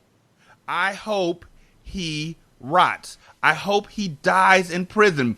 I want to believe every single horrible story that I read that happens to him in prison. Like somebody posted up a story that said this nigga got hit in the head with a stale hot dog bun, and I laughed like I cried. I laughed so hard that I scared the white people in my office. I chortled, motherfuckers. Fuck Bill. I cried. Why did it have to be stale though? No, right? Like at night, not just a hot dog bun, but a stale hot dog bun. But then at the same time, it turns into like, oh man, was it stale? Because it was stale. Like everybody got stale hot dog buns because it's prison food, and the motherfuckers are in prison. They're not taking care of them like they're supposed to. It went all kinds of different directions. It goes real fast. Also, the fact that on his first day there, niggas served him pudding. I laughed. I want him to get every single bad thing that he ever thought could ever happen to black people. I want it to happen to him and him only. I want everything bad to happen to him and him only. I don't want bad things to You know what? I'm actually wondering how much his wife knew. And how much she shielded. But then he started acting like he was a piece of shit around her too, saying that he wasn't going to give her any money. Your dad is a piece of shit. Stop caping for this nigga. Stop defending him. Stop standing up for people who wouldn't stand for you. Look, this is what I said on Twitter a little bit earlier today. No matter if they smile at you, no matter if they stop and talk with you, no matter if they do backflips for you, do not trust a snake that you just saw bite your friend. Bill Cosby is a snake. He's always been a snake. And he hadn't bitten us yet. But he bit a gang of women. He bit a gang of motherfuckers. And y'all need to get that thought out your head that these women are lying. Oh, they're trying to come up. How the fuck are they trying to come up? Did y'all see how they treated Anita Hill? Do you see how they treat victims? They're lying because of why. All y'all can kiss my entire whole medium black ass. That's it. Now, with that said, I have stories that don't involve Bill Cosby falling down a fucking well. Those are just thoughts and prayers. But the story is just as bad. I mean, it's not just as bad, but it's pretty fucking horrible. Saudi Daisy's high school athletic director, Jared Hensley, was placed on leave after a video featuring comments he made went viral on Wednesday. The video sparked outrage and backlash from many community members who contacted school board members, central offices, and posted on social media. While he was addressing a dress code policy regarding athletic shorts, which students are not allowed to wear at the school, Hensley said, quote, "If you really want someone to blame the girls. Because they pretty much ruin everything. They ruin the dress code. They ruin, well, ask Adam. Look at Eve. That's really all you really got to get to. Okay, you can really go back to the beginning of time. So it'll be like that the rest of your life. Get used to it. Keep your mouth shut, suck it up, and follow the rules." I'm going to pause like Dora used to while y'all curse at the screen. I mean, that's, yeah. I remember watching it, or when I saw it the first time, I just sat there and was trying to figure out how, like, what joke show this was shot for. Mm-hmm. Like, how do you... This is the statements of somebody who's been holding in these kind of thoughts for a really long time. This is not something that's new. Like, anytime that you have an outburst like this, dude's been having an outburst like this for a long time. This is just the first time somebody recorded that shit. Mm-hmm. But, goddamn. I mean, clearly he was comfortable enough because he knows he's being recorded for his school. Like, it was so casual that it wasn't even a question. He didn't even make a face like, "Ooh, I just said something inappropriate," you know, and caught himself or something like that. He was 100% on board with what his message was. Mm-hmm. Like, and then he's going to come out and say, you know, my words were taken out of context. That's what they always say, though. Like, you know, somebody says something out of the pocket and it's just like, oh, it was taken out of context. And I think it works. I think they say it because in the right circle, it works. Yeah. You want to know what the right circle is? Saudi Daisy's school board representative, Rhonda Thurman of District 1, thinks differently than everyone else, especially as her community is dealing with days of torrential rain, flooding, and the death of an elderly woman. Like, I give a fuck. Quote, "There's a lot going on right now to be worried about this in Saudi Daisy. There's a whole lot of other things going on right now, people, for us to be mad about this. An elderly woman died. People, it's raining men. Hallelujah. It's rain. I couldn't help it. Hey, I had to finish it. It's a whole thing. There's flooding going on. An old woman died, and y'all are worried about this man saying horribly sexist and misogynistic stuff. Well, here's her quote. There's a lot going on now to be worried about this in Saudi Daisy. I'm sorry, that's a stupid fucking name. Saudi, S-O-D-D-Y, Daisy, D-A-I-S-Y. Saudi Daisy. Let me try that again. There's a lot going on right now to be worried about this in Saudi Daisy. I'm having a real hard time getting upset about this. I'm not worried about that right now. He meant absolutely no harm by this, she said.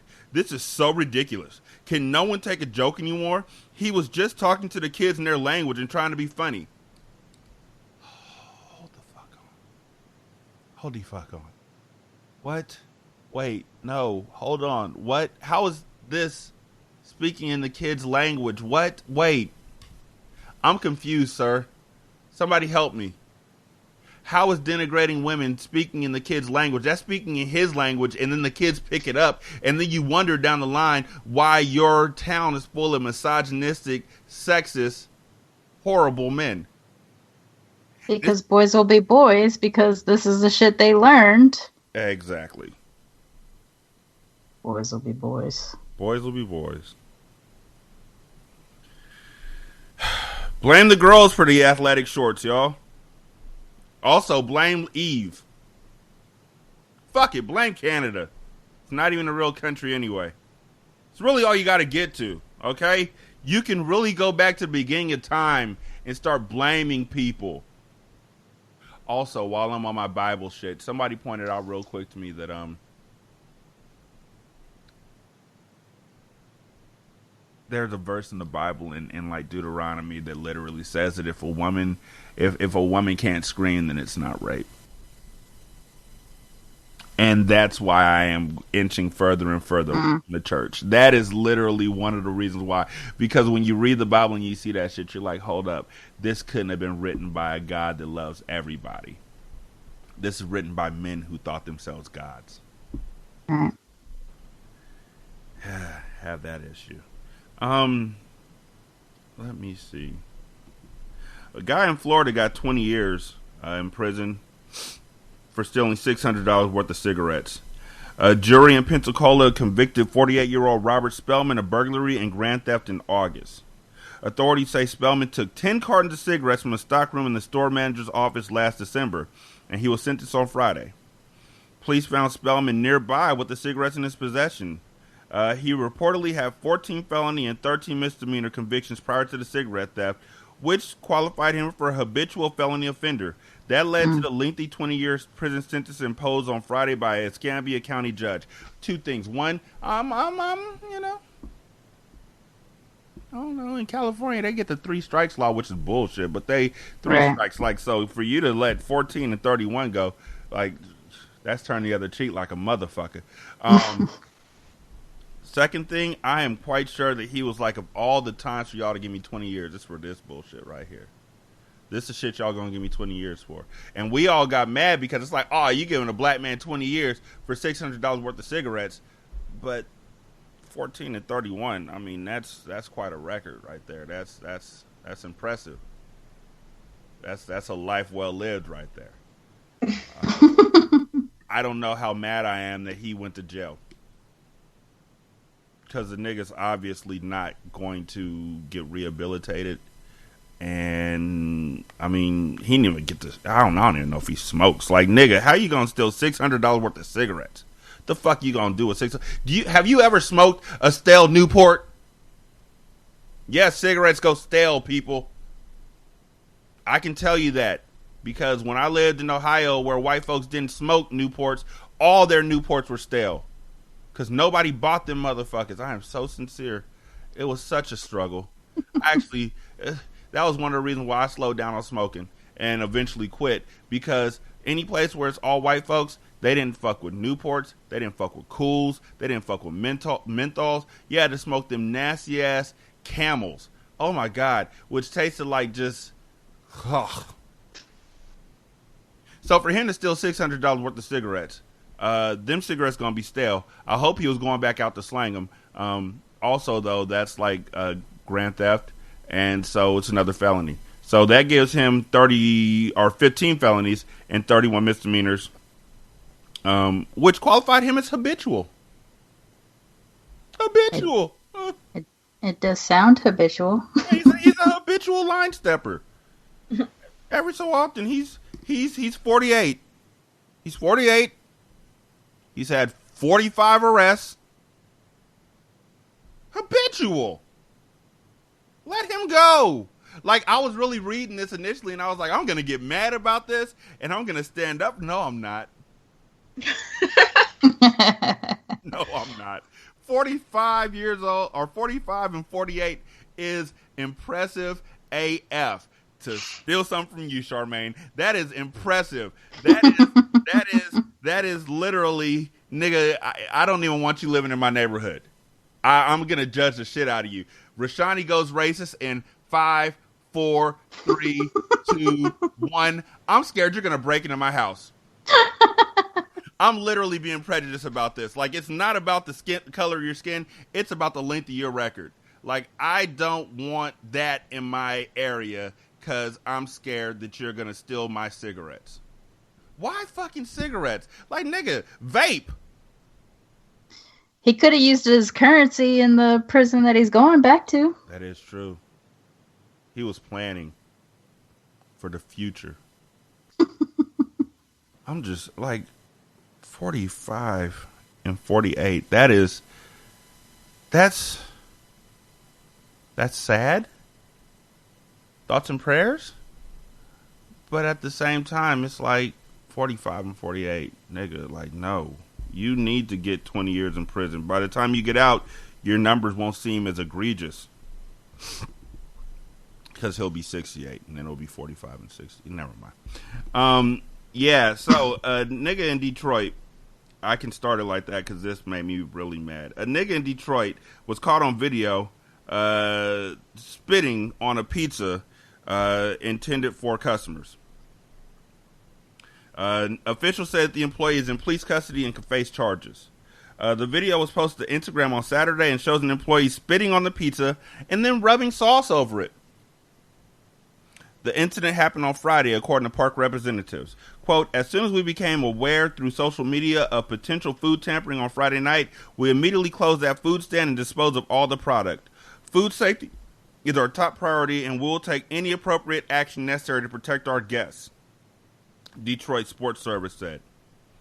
Quinnell May, the person that posted the video, said the worker was, quote, mad and having a bad day, and also claimed to have done it before in the past. May said that after he recorded the video, he went to the bathroom looking around to tell people about the video, but couldn't find anyone. He said his managers got mad at him and shut him down when he tried to tell them about the video. Quote, every time I tried to talk, they told me to shut up, May said. He said he was told to leave. He was fired and threatened with prosecution if he didn't take the post down, because after they wouldn't listen to him, he posted it on Instagram. And then they fired him and threatened to sue him. The news has reached out to a spokesperson regarding May's termination and has not yet received a response. Two things. One, that's fucking gross. Second thing is, that company is a bunch of fucking assholes.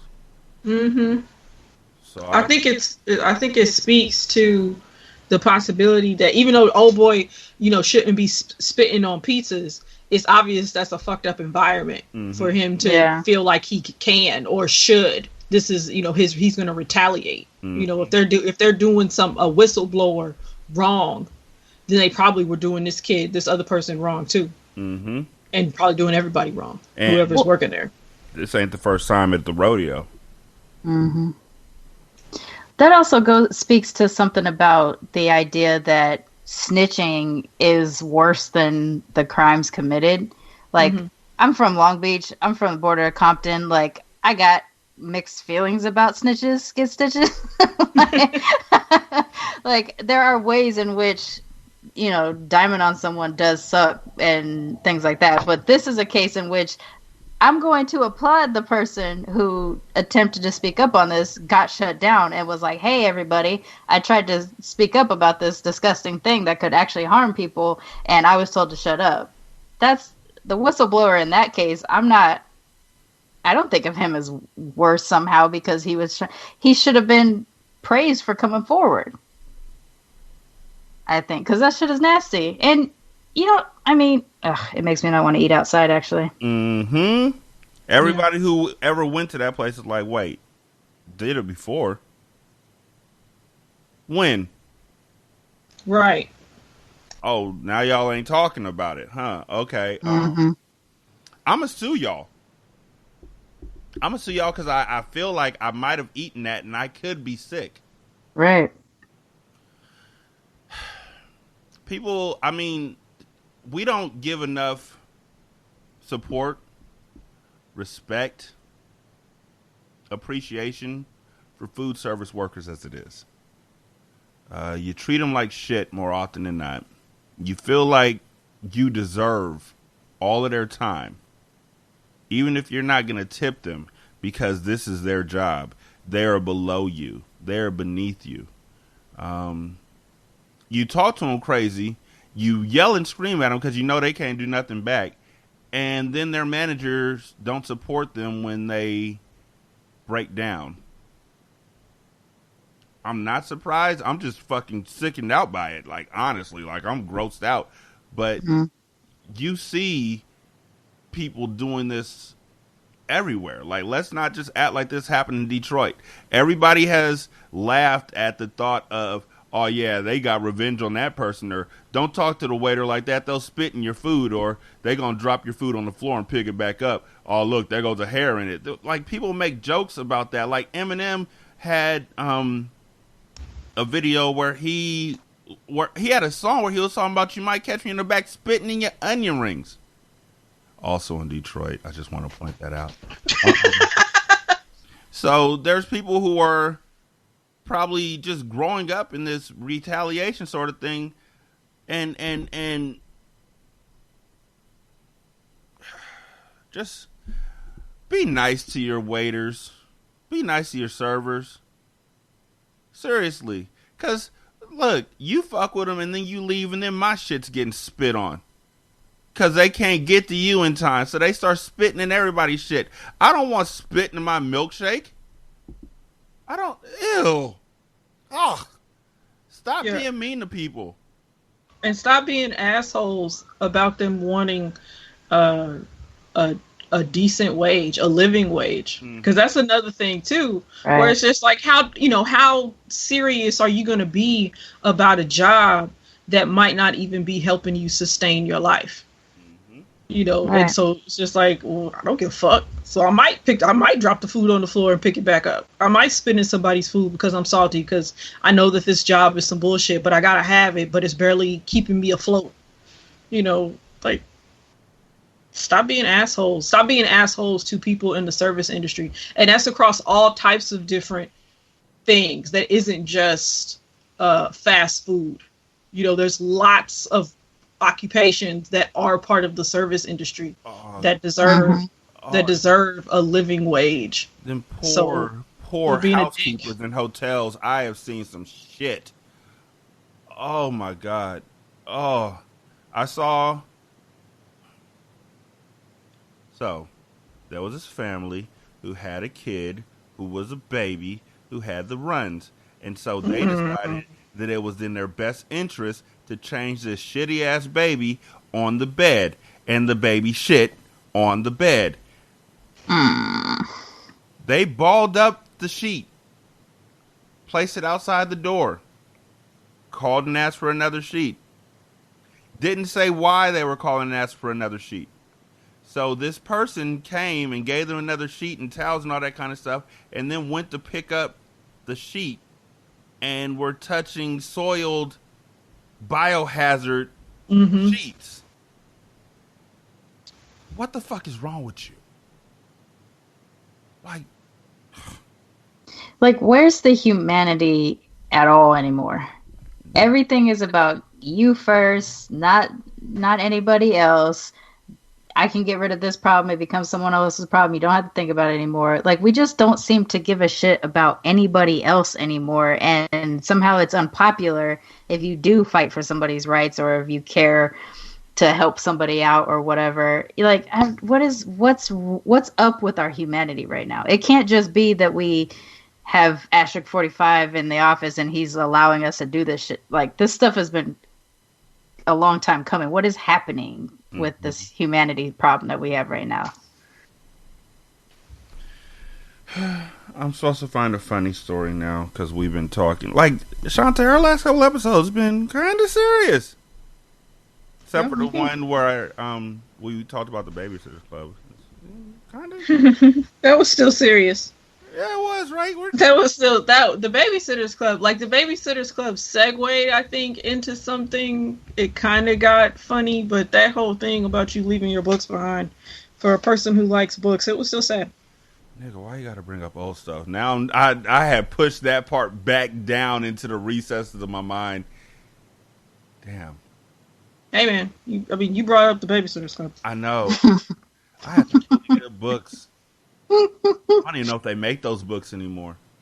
Like, seriously, books go out of print, and they get really hard to find after that. Like, you can't even find them online. There is this place called Powell Books, where you can find old out-of-print books, but they sell them at, like, a premium. So, Good news.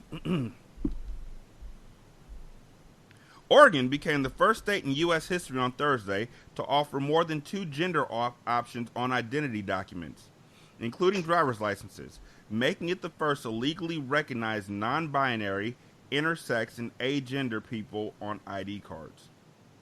When the history-making rule, which the State Department or with the State Transportation Commission passed late Thursday afternoon, goes into effect on July 3rd, Oregon residents will have the option to choose amongst 3 gender categories when applying for driver's licenses or state ID cards: male, female, or X for non-binary or unspecified. Quote, "We must proactively break down the barriers of institutional bias," said Governor Kate Brown, who called the vote an important step towards creating a society that upholds the rights, liberty, and dignity of each of its people. That's what's up. Right. Like that's great. Because what I think of is the possibility that someone doesn't have to be misgendered. Mm-hmm. Mm-hmm. You know, because a lot of times people go by what's on somebody's ID, you know, or whatever's official. Yeah. You know, so somebody being able to say how they feel about themselves, who they are, right there in an official kind of way, that's dope. And not having to have that fear of their assigned name versus their chosen name, that kind of stuff can be eliminated a lot easier. Oregon, I guess, is like the state to be right now. They have the most protection for transgender people. They have the fastest healthcare support for them. Like they're doing big things up there for people, trans people, and I guess now intersex and stuff like that too. That's amazing. And it's weird because I want to hate them so bad because they're fucking Oregon, but I know. I mean, fuck, it's just like the divide between Washington and California. Like, seriously, fuck Oregon, but at the same time, fucking Oregon. I'm proud of them. Like, California is usually the ones who lead the way out here on the West Coast, but I hope we follow suit real soon. I do, because, like, it's one of those things where it's like, okay, now that somebody said it, can we all do it? Like, now that tap is open, can we all drink from this same water? But, you can't. They're trying to split California into 3 parts now because racists are like, hey, that southern part where all of those fucking hippies live and immigrants are fucking up our thoughts up north. We want Trump, but we didn't get to vote for him because the central and the south, they like black people. That's not even a joke. Like, up north is just so fucking racist. Have you ever heard of this? Sacramento, literally Citrus Heights, huh? Hey Becky. So yeah. Have you heard about that district in Northern California? It's like south of Eureka, but north of Sacramento. That they're called like Jeffersonians or something, where they want to secede from. They want just this little patch of land that they're on to secede from the United States and be considered a sovereign nation that follows anything that Jefferson ever wrote. Oh my god! Oh my god! I mean, I liked George Jefferson just as much as the next person, but I think no, because all I see is somebody. Is it like a whole like little district of people? Swaying with their hand behind them. When they walk. Oh man. Oh man! Shout out to Sherman Helmsley. And he was so good at it that I literally thought that he was George Jefferson in A-Man too. Like he played the same character in every play. Oh yeah. Patrolling police officers in Shippensburg came across a woman complaining about being stopped from driving to her home with children. Later, they charged her with driving under the influence. Melissa Ezell flagged down Shippensburg police on August 5th, police said, because she was upset. Someone was trying to stop her from driving home with children while she was intoxicated, she said. Police confirmed that she was intoxicated and learned that she had just driven to a convenience store. She was returning home with her children and another child, police said. Police gave her a preliminary breath test at the scene, which showed she was over the legal limit. She was charged with driving under the influence, driving under the influence while under the influence of a controlled substance, and endangering the welfare of children, police said. So to recap, TLDR. Woman calls the police, tells the police that somebody's trying to stop her from driving drunk with kids in the car. Police come out because she called 911 to report this. She's still there because she wants to talk to the police some more. Police give her a breathalyzer, which she fails. And then they say, you know what? You are too drunk. Let us take you somewhere instead.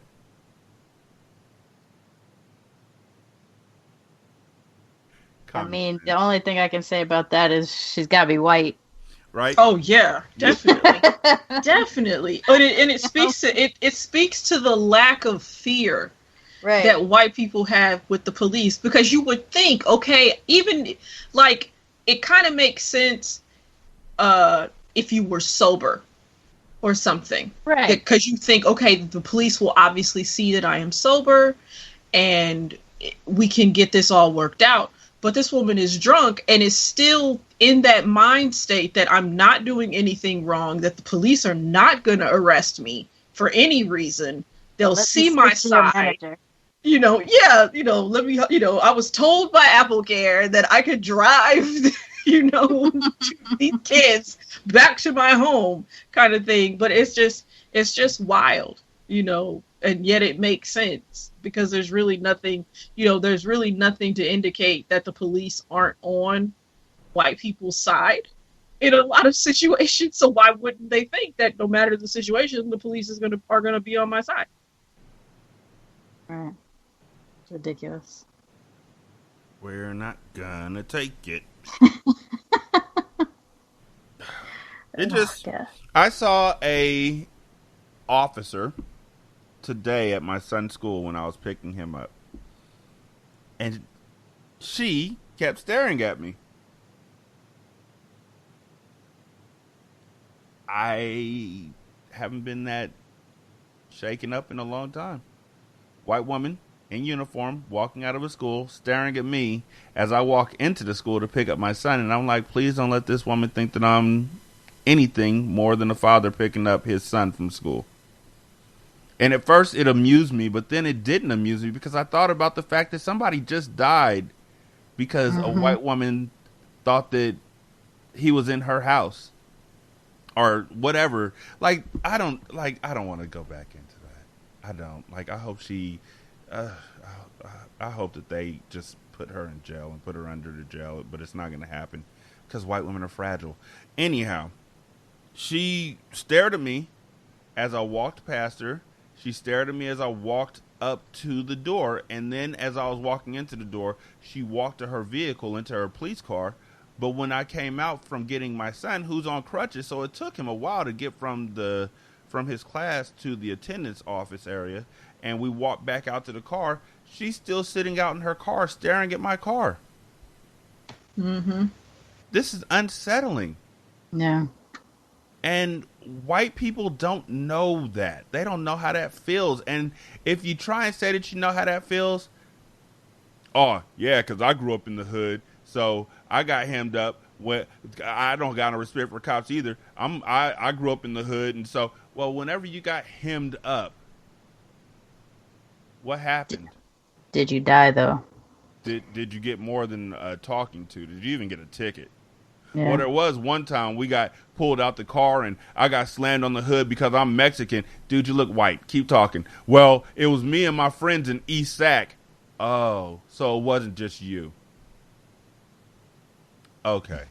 Mm. What I need, look, white people, Is it okay if I call y'all white people? I know, Canadian and French and Russian and Estonian and fucking Irish and all that kind of shit. Can I just Caucasians? Can I just call you white people? I'm just gonna call you white people. Can I call you dick? I'm gonna call you white people, because if I called you all dicks, you get offended. White dicks. White people. We aren't interested in your struggle. Saying that your struggle is like ours is completely tone deaf and is missing the whole point. Stop trying to insert yourself into our struggle by saying that you went through the same things we went through. Because the difference is you always come home. And sometimes you get driven to Burger King first. Right? You always make it out alive. You get the benefit of the doubt. We don't get that. And so when I saw this woman, I was shook. I ain't even gonna front. Like, I started thinking about it. Like, have I done anything? Did I litter? Mm-hmm. Are my tags paid? Like, why is she looking at me? Is something are my pants too low? Like, I started thinking respectability politics. Like, real talk. This all started going through my head in the span of 5 minutes. Like, what did I do? What am I doing wrong? Was my music too loud? Was I doing any of this? And I am ashamed, but not ashamed to say it out loud to y'all, that I literally started thinking about everything that I did as a black person that could have gotten me shot. Right. That's the reality right now. I mean, it used to be that we can make jokes about stuff like this, but that time has passed.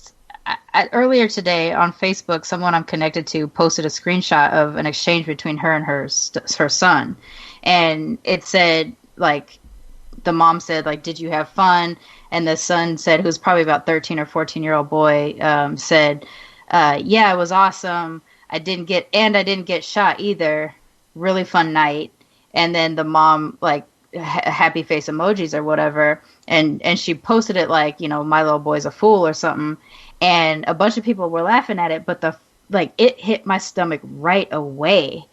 Like, I mean, I have a dark sense of humor, and I definitely will be guilty of gallows humor or whatever, stuff like that in inappropriate times. But right now, to know that this 13-year-old black boy was at an event, had fun, and part of his telling that it was fun also included that he didn't get shot. Mm-hmm.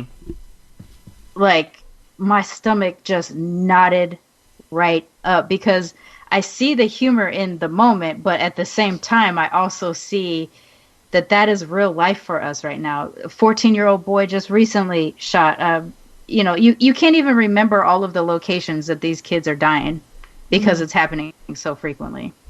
You're like, you thinking in that moment of everything you did, knowing that there probably really wasn't anything but just being black, that the first thing that's popping into your head nowadays is, am I going to be the next hashtag? And that, like, that's just the reality right now. Like, we should figure this out. Like, we definitely need to clean this up and figure this out. But, like, real fear, none of us should be making fun of any of us that have that real fear, because it is more real now than it has been probably in 30, 40 years. Since the civil rights era.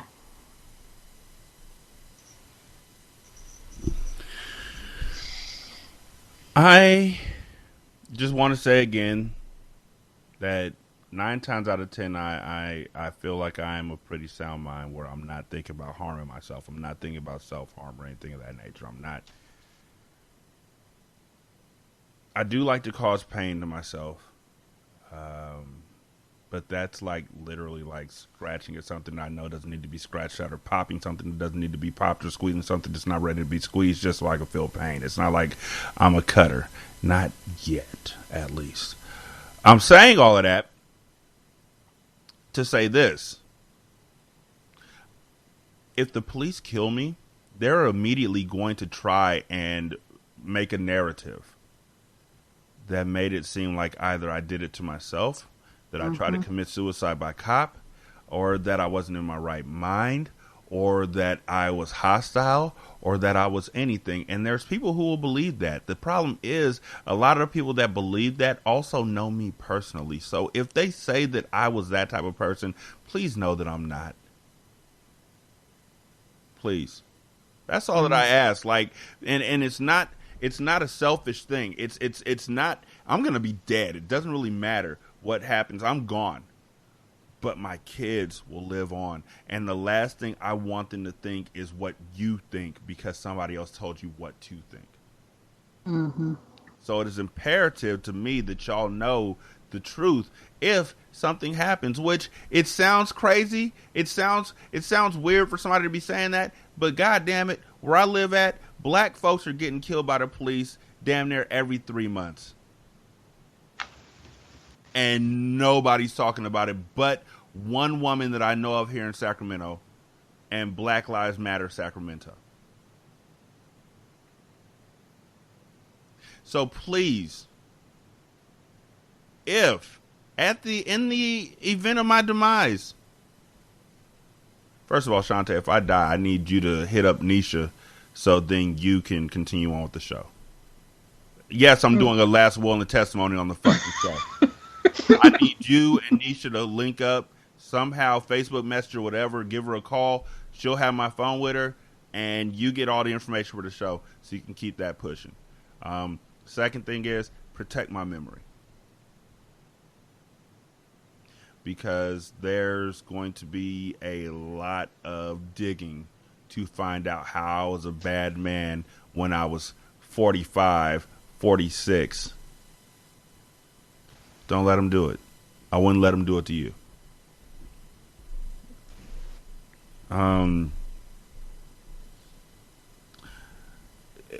Kavanaugh cried on the stand. They're still going to vote him in. Mm-hmm. George Bush, who folks thought, oh, he's giving candy to Michelle Obama, is behind the scenes trying to drum up votes for him.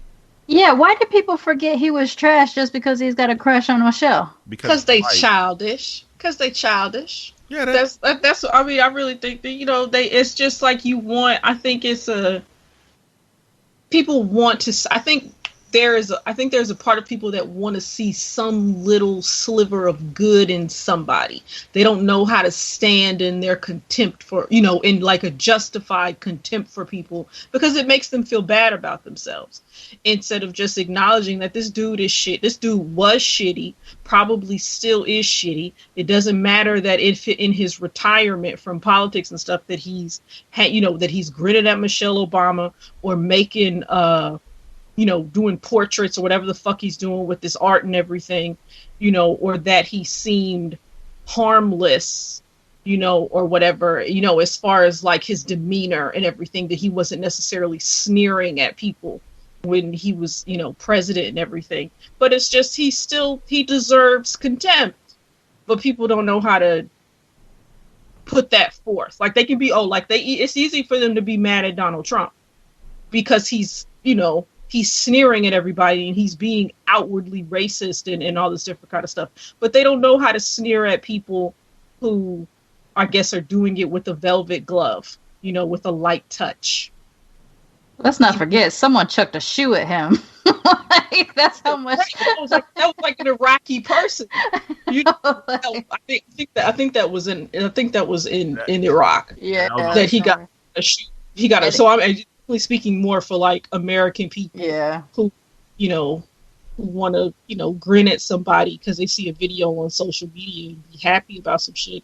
It's like, nah, he's doing exactly what I would expect him to do. Exactly. Yeah, don't sleep on Bush. Any of the Bush, they're a dynasty that they're the reason why Saddam Hussein was in power. They're part of the arms deal that happened with Iran way back. Like these are some hardcore people. We can't sleep on him just because he's got a crush on Michelle. How could you not have a crush on Michelle? Yeah, she's fucking awesome. And it's wild. It's wild too because I think I feel like the same people who might have been grinning at the fact that he was like, sharing candy with Michelle and everything would be the same people who would be like, oh, well, just because somebody is white, kind of hangs out with black people, that doesn't mean they're not racist or, or whatever. But it was just like that got completely thrown out the window because he was sharing some candy. Mm-hmm. Right. Yeah, it is ridiculous. What else? There was something else I wanted to say. Oh, yeah. So, niggas, I know. I'm looping y'all into a whole because, there's a lot of y'all, like, from all over the place. Like, I understand. I feel you. I niggas. Niggas! What up, Jeremy? It's not just black folks. Let me rephrase that. Look, y'all need to do yourself a favor and watch Craig of the Creek on Cartoon Network. That's my show. Craig of the Creek is fucking incredible, and it is awe-inspiring on so many different levels. Gogo told me about it this morning while we were at my job waiting for her to need a ride to school. She was telling me, have I seen it? And I was like, no, I haven't. And she was like, well, yeah, you need to check this out because it's incredible. And she was talking about another character in the show who is Craig's best friend, who is a warrior and speaks in the third person. Kelsey. Yeah. Yeah. She was like, yeah, she's my favorite. And I was like, okay, cool, Craig, that sounds... And she was like, yeah, he's black. Lead character's black. Family's black, of course. They go out and hang out with his grandparents who are black. Everybody in his family, everybody is black. And then his friends out in the world are just like kids. Mm-hmm. Like, it is literally what my childhood was. This show is my childhood. When you step outside that door of your house, you were in a whole new world. Whether it's a fantasy world or it's just a place inhabited with kid logic and kid ways, it's there. And this show just encapsulates it. There was an episode where they were in the creek, the area that they hang out in the woods or whatever it may be. And somebody runs up to another kid and tags him. And they treated it like that nigga was a zombie. Like, we don't know how Tag got started. We don't know who the first person was who got infected by Tag. But Tag has been going on forever. And it's just the way it is. So when Kelsey got tagged, they were like, she was like, just leave me here to die. I'm just going to be an outcast for the rest of my days. Nobody's going to be around me. I'm always alone anyway. And Craig was like, nah, chill. I'll fix this, yo. And he did. There was another episode, and I'm not trying to spoil shit, I swear to God, but there was another episode, yo, where Craig and his friends have this secret lair, like this wooden, this tree stump that's hollowed out, and they have all their stuff in it. And they leave their lair to go home because streetlights essentially came on. They play a tuba to let you know when it's dinner time. Somebody plays a tuba. The kid JP knows it's time to go home for dinner. Everybody else follows suit. But while they were gone, they come back the next day and somebody's vandalized all their shit. And so they do a stakeout to find out what's going on. And it turns out it's these two young ladies. And the two young ladies are just hanging out, being teenagers because they're one of them's about to leave for college. They're seniors in high school. And at first, you're sitting there thinking, okay, they're just, talking about, I don't want to leave my friends, because that's how I was when it was time for me to move to D.C. from Sacramento. I was like, I don't want to leave my friends behind, anything like that. And one of their friends was like, I'm going to miss you so much. And the friend was like, yeah, me too. Nope. It is ambiguous, but I am pretty certain that in this cartoon, without making any big deal about it, these two young ladies are in a lesbian relationship, which is incredibly done. Yep. It is so well done. Craig's brother, who's studying hard, like he was like, I'm studying for tests that I don't have to take for like 2 years. black kid dating a white girl. Nobody makes an issue about it. His mom and dad laugh and dance and sing and make up music and all that kind of stuff together. His grandma and grandpa still flirt with one another. This show is incredible, people. And you have to see it. It's on Cartoon Network, and it is literally, I left feeling the same way I felt watching Steven Universe, watching this show. Shantae, you were saying it was dope. Oh yeah, this is like the episode that you were talking about with the two girls. That's called The Curse, and that's one of my favorite episodes because when I first watched it, I didn't catch it, but in the Curse, the kids think they're witches because that's how that's what happened with their whole lair and everything, and the girls are.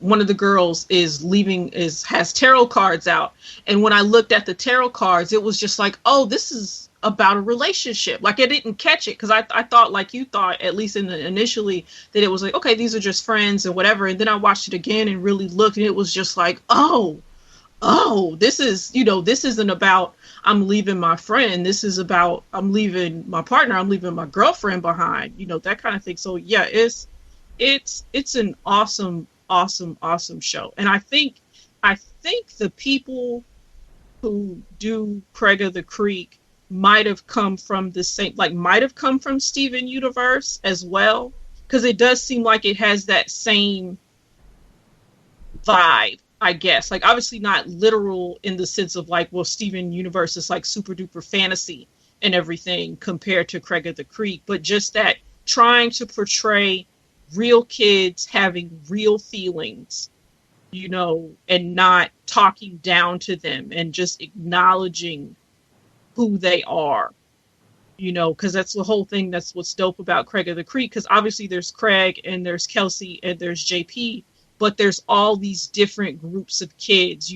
There's the horse girls and the 10 speeds. there's the little girl. Girls. Yeah, there's the girl who the black girl who runs the snack stand, and just there's the Boy Scout kids, and it's just like cops. They act like cops, yo.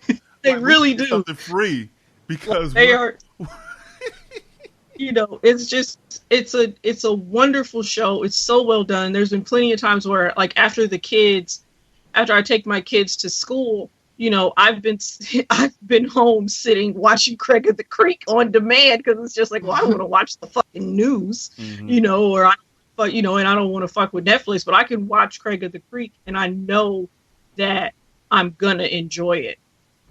One of the things that struck me about the show, and it's like you said, it's the small things that, like, if you go back and look at it again, you're like, huh, the horse girls. Yeah.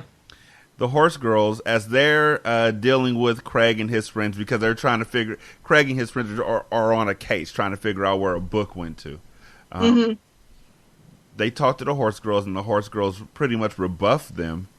But as the horse girls literally gallop away, because they're not girls who like riding horses, they're girls who want to be horses. Yeah, they are horse girls. They are horse girls. Like, and they're galloping away like the whole 9 yards, the hands up in the air like you used to do when you used to act like you're a horse or whatever. When I was a kid, I used to act like I was a Thundercat. I used to act like I was a Transformer. We would transform. We would make the sounds. They were horses, and they run around and they're galloping off, holding their hands up like they're hooves and all that kind of stuff. Except for one girl who's a part of the group who's like, "Hey, y'all, can we play basketball?" Right. That's a game too. Can we play basketball? And it's just like that. It's so dope. There's one part where they're the 10 speeds, which is a group of kids who obviously ride bikes. They're like BMXers or whatever. They're rooting on a kid who's about to do a jump. You're thinking, oh, this is gonna be an ill ramp. They're like, go, go, go, go. And this kid rides over a lump that's like the size of going up a slope on a curve. His bike, he has on training wheels on his bike, and his bike barely moves as it goes over this speed bump. And they're like, that was sick. That was sick. This show is incredible. It is so pure. It is. I can't say much more than I'm in love, and I'm hoping that it stays around forever. And the family is great. Like we already talked about, like Craig and like the grandmother and the grandfather. Like I saw an episode with the grandmother and they went to go to the grandparents' house to hang out, and the grandmother had on a sweatshirt that said "Fight Me" on it.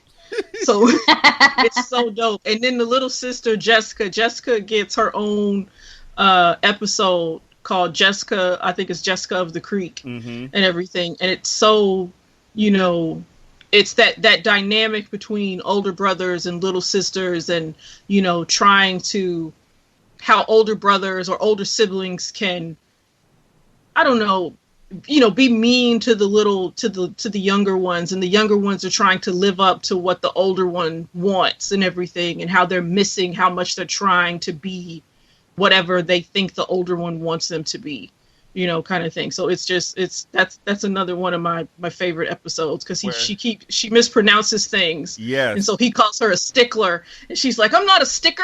You're a sticker, Craig. You're a sticker." Kind of thing. So I love Jessica. She says it like it sounds like Jessica is literally being voiced by like a 6-year-old. So It sounds so pure. Like she's like, "You're a sticker. I'm not a sticker. You're a sticker." And you know what she's trying to say. And it's like, as a younger sibling, I got flashbacks because you're sitting there. "This rock hurts my butt." Well, just sit there while we do stuff. Okay? Just sit there.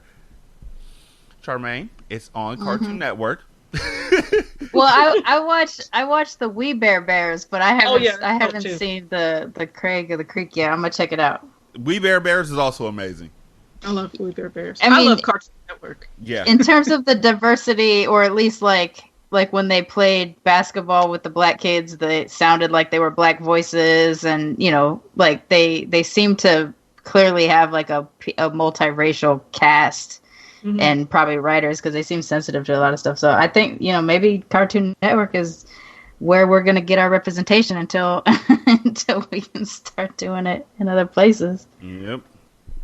That sounds fun. That sounds cute. I'll check it out. I feel good now. I'm about to watch it after the show's over. Which reminds me, Sharmane, go ahead and give your shout outs and plug your show. Again, the floor is yours. All right, thanks. Well, I have my little podcast network, which is a podcast network, Main Hustle Media, for POC created content. So the content doesn't necessarily have to be about race, but it needs to be a POC creator. And I have my 2 shows, Militantly Mixed, which airs on Thursdays, or whatever we call it when its podcast airs. And Militantly Mixed, the Black AF edition, is on Tuesdays. And then I produce a show called Black Radical Queer through my podcast network with Javi and Nicole. And I mean, it's self-explanatory. It's about Black radical queer. And pretty much just the message across all of our shows so far is that, we're telling our own stories on our own terms, which is what Javia says on Black Radical Queer. It's everything is from our own perspective, under our own steam. We create it, we're sharing it, and we want people like us to feel like they have a safe space to listen to something that is, reflective of them. So yeah, Militantly Mixed and Black Radical Queer are big things now. We got a few more shows coming down the pipe in the next couple of months, but you can follow Militantly Mixed on all social media, Twitter, Instagram, and Facebook at Militantly Mixed. And then Main Hustle Media, same thing, Main Hustle Media. And the only one that is a little bit off is Militantly Mixed, the Black AF edition. On Twitter, I had to go with Black AF, and then everywhere else is Militantly Mixed Black AF. So you can check us out. Shante? I just want to thank Sharmane for being on the show tonight. It was really, really dope to have you on. Thanks for having me.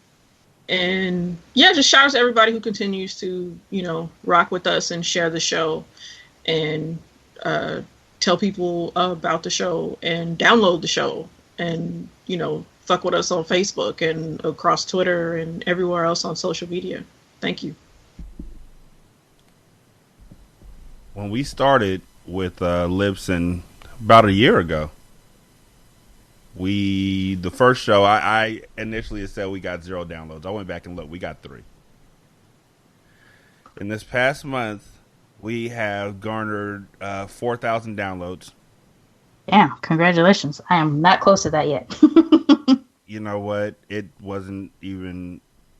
I try really hard to be more arrogant about the work that goes into these shows and the work that I put in and everything, but that has everything to do with our listeners, our fans, our friends, our family, people who are sharing the show, people who are supporting the show. It's just a beautiful thing. And so I want to take time out to thank them. I want to take time out to thank Miss Angie, who is our newest Patreon, our patron member of our Patreon.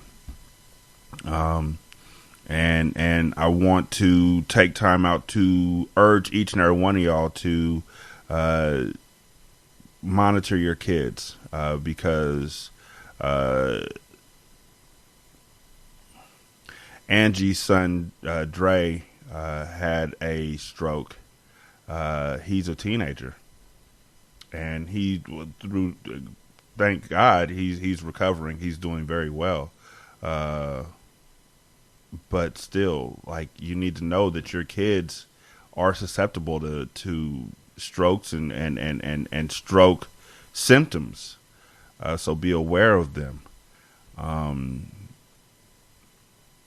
Listen to your kids. Listen to their fears. Don't just strike them off as, oh, kids will be kids, or you're just being overly dramatic. Don't tell your kids they're being dramatic. They don't know what that is. They know, but they don't know that that's what you think of them until you tell them that that's what they think, that's what you think of them. And then they second guess everything that they say because they wonder if you're going to think they're being dramatic again. You need to keep that relationship and that communication open.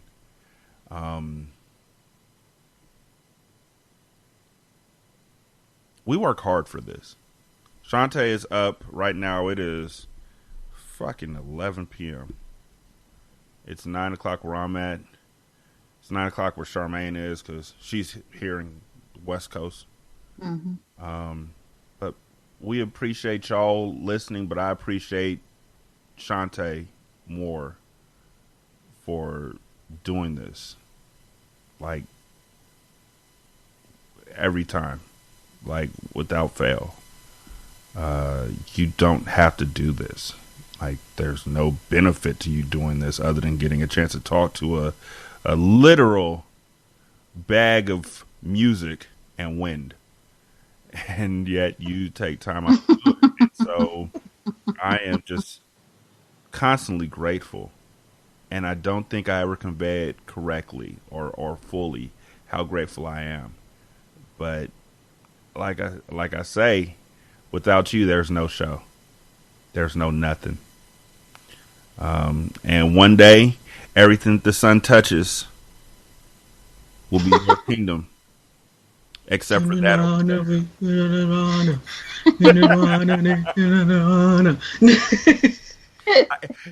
You know what? If I knew the words, I'd sing it. But the only thing that's going through my mind is "in the jungle." So, you just make up lyrics. Pink I pajamas, penguins on the bottom. Pink pajamas, penguins on the bottom. That's dope. Because I got nothing. Now I can almost hear the song. The circle of life. Oh my God, that helped. Oh wow, that worked. But we thank y'all. I do want to urge each and every one of y'all to take time out to just do a self-health check. Not just physical, but also mental. And check on your friends. Check on the strong ones. Winter is here. Like I know that it's October, but trust me, things are getting hard, and it's coming sooner than you think. Check on your friends, and don't just check on them like I'm checking on you. So then you can ask me how I'm doing. Like I'm just checking on you so I can get back to being my town. Check on your friends. They need you. And be open and honest with your friends about what's going on with you. Because we don't always know, and we don't always want to tell. Because both of them are scary. Yeah, this is Single Simulcast, episode 319. Spider-Man is still dope. Yeah. And Craig of the Creek, y'all.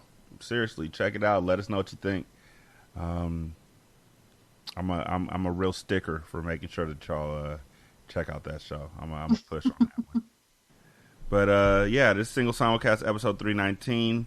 Y'all be good. We're out. Peace. This is Single Simulcast. Don't know by now that you slip.